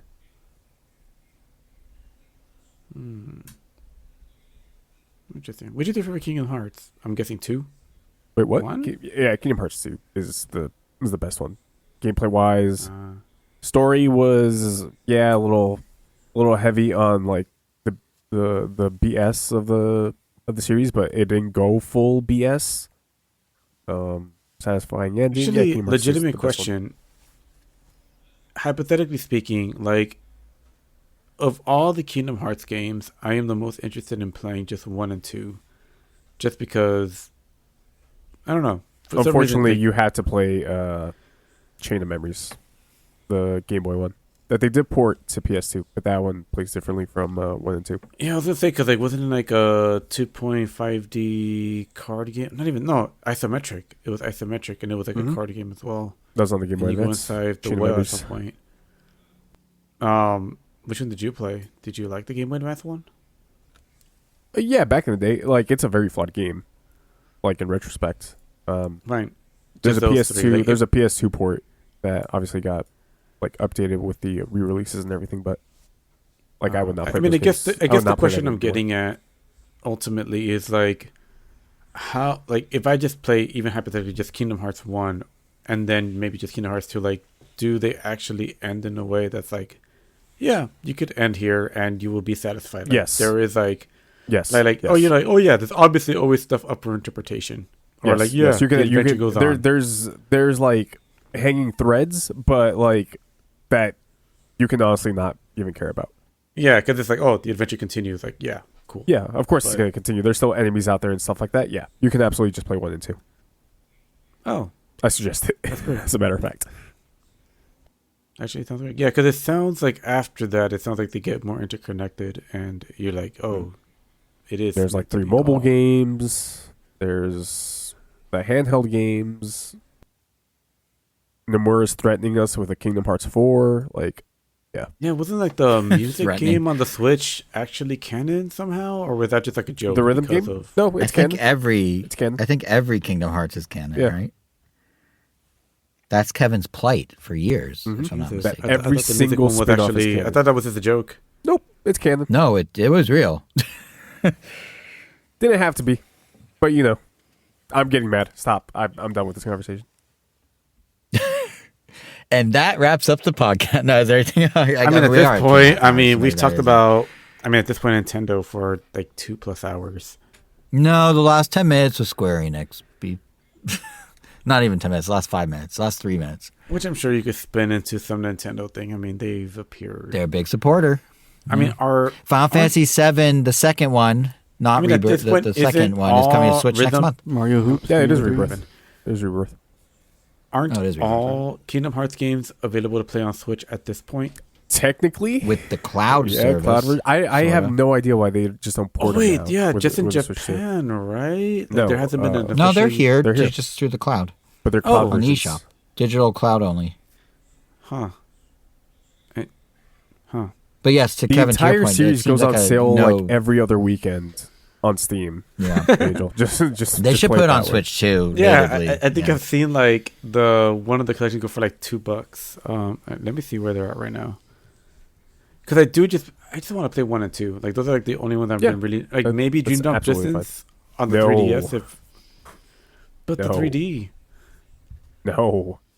If you want to play Dream Drop Really? Distance, you're gonna have to play the other. I guess it's a direct sequel to 2. I have a friend that's literally streaming Dream Drop Distance. Like today was the first day of his stream for Dream Drop Distance. Hmm. Wait, how that works? And Dream Drop Distance was on the 3DS because it had 3Ds in the title, yeah? Yo, that just barely hit me. Wait, really? No. Oh, I thought you were was like, hold joking. on. Yeah, I I thought was that like, was good good because God. it was 3D on the 3DS. Yeah, I know. I was being facetious by asking it like it's a sincere question. I miss the era of DS and 3DS games coming up with crazy acronyms. I was thinking to about make this. the- Castlevania, Wait, so this game- Dawn of Sorrow on the DS, yeah. and then Yeah. Resident Evil Deadly Silence. It was a great time for silly names. Deadly Silence. Yeah. Wait, so this game here is a Kingdom Hearts HD 1.5 plus 2.5 remix in all caps. The mix Yep. being in all caps. Yep. Like 1.5 plus 2.5. So is that just like Kingdom Hearts 1 and 2? And if I add the With 0.5 extra together, accoutrement. that gives me 3? So it's 1, 2, and 3? Or is it like, because in total that equals 4. So I would imagine I'm getting like the value of. There is a Kingdom Isn't- Hearts 2. There's a Kingdom What the Hearts heck is point this? 2. Hold on. Like, is this like, were they trying Oh, to be like there's- Evangelion, where it's like There's a Kingdom Hearts 1.1 plus 2.8. 2? There's a Kingdom Hearts HD 2.8 Final Chapter Prologue. Yeah, Yes. like, I'm trying to see what like. Wait, what it's even the final includes chapter, but this it's the prologue. But it's the second going on the nearly know- rounding up to the third game. And you know what that motherfucker did at the very beginning of Kingdom Hearts 3? Slight spoiler. It's like Sora and the gang are going on an adventure, and you get the title drop. And you know what he did? The title drop says Kingdom Hearts 2.9. He knows goddamn well what he's doing. I need this guy to not ever direct a video game ever in his goddamn life. And the fact that he's Square threatening us with a Enix. fourth one is It's Square Enix's naming conventions in general. They have the craziest names. And then Yeah, they'll like do it's these just crazy confusing names and they'll because, come out like- with an RPG that's just like The Adventure of Elliot. Like, why is that one so plain, but the other one's like 20 words long? Yeah, 'cause what you I'm want, confused. Angel. What you want is 'Cause this is- 1.5 plus 2.5 remix. That's what you want. Obviously, you need the Okay, decimals I in the think remix that's what of I'm it. looking at because this is $50 right now. Yeah. But for $99, I also get 1.5 plus 2.5 plus Remind 3 plus 2.8 Plus 2.8, yeah. prologue. These game titles are like a coding language. Birth. Like- Also Birth by Sleep. Do you Final Mix, code in C++? No, I code in 358 Kingdom Hearts. So 358 divided by 2. 358 over 2 days. Rechain. And then Rechain is the PS2 Recoded. game. Okay, so what happened was on the Jesus PS3, Christ. they re-released Kingdom Hearts 1 alongside Chain of Memories, which is the Game Boy Advance, but they put the PS2 port on it. And One of them they- just like cutscenes or something. and then one of them was a cutscene, yeah. And so they released that on the PS3, and that was called Kingdom Hearts HD 1.5 Remix. On the PS4, Okay. they released Kingdom Hearts 2 along with Birth by Sleep, which was the PSP title, and another cutscene game, which I think was coded, and that was 2.5. They re-released them together in one package, which is what you got 1.5 plus 2.5. Then, right before Kingdom Hearts 3, they released Kingdom Hearts HD 2.8, which is a brand new game, Kingdom Hearts Point 2, Birth by Sleep, which is a direct sequel to Birth by Sleep. And then like two other... Oh, Dream Drop Distance is on that one. So if you want to play that one, you're going to have to buy that one. You're going to have to buy 2.8. And then they released Kingdom Hearts 3. And if you want them all together, it's called the Kingdom Hearts Integrum Masterpiece. And it comes with the DLC for Kingdom Hearts 3, which makes it... which adds another difficulty and like an extra chapter at the end. Angel, are you sure you want to get into this? I mean, I gotta give them credit for at least like consistently releasing You these. absolutely do not have to hand it to them. Do not even start. I mean, it is kind of nutty. Like as I click through every single title in this collection, whether it's 3, 2, 1, or any of these in between, they are all very positive. On this is a Steam, by the way.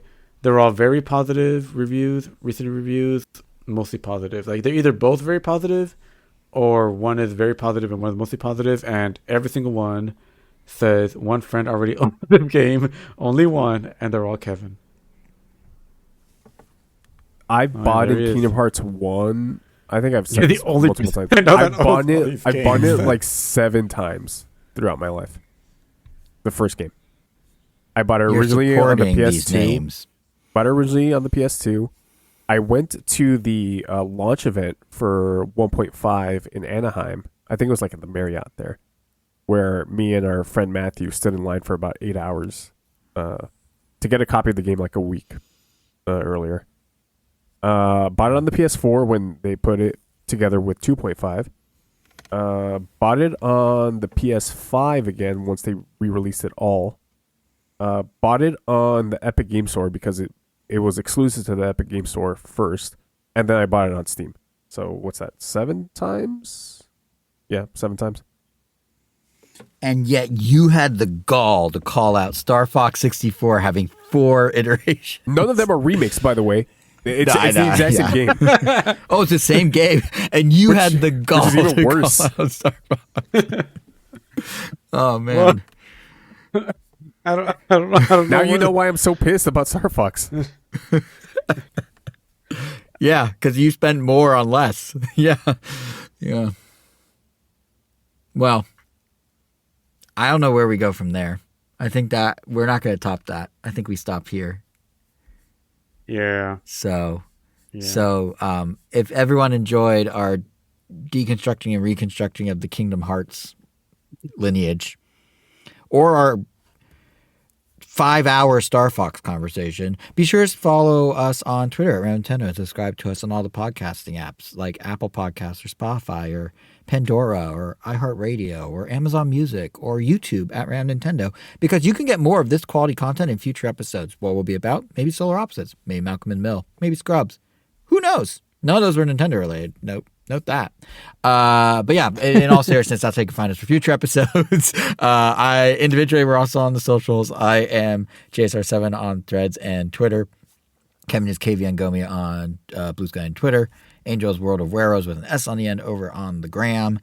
And Elvis, I ask every time, I'll ask again, do you still want to be a mystery? Just a human on planet Earth. Just living life. I'm close to like unironically living that life. I'm so close to just deleting Twitter off my phone. Just what a garbage website. Removing it? Oh. Yeah, just like I will say I do cross post to Twitter and Threads, and I do still use Twitter as a news source because I have a very curated feed. But like quality of conversation and engagement and stuff, Threads is actually like it's a nice little community over there. Like there's a nice little Nintendo community over there. I see some of the stuff that Threads, some of the stuff that Threads wants me to see from like Instagram because obviously they're integrated. Oh yeah, that little. And nope, from the trash that I see on there, I do not want to get anywhere close to Threads either.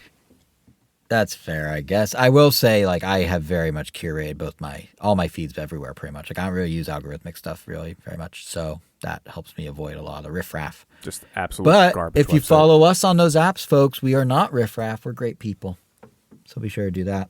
We're okay. And with that, we are great people. And with that, Kevin, the great person, you have the final word.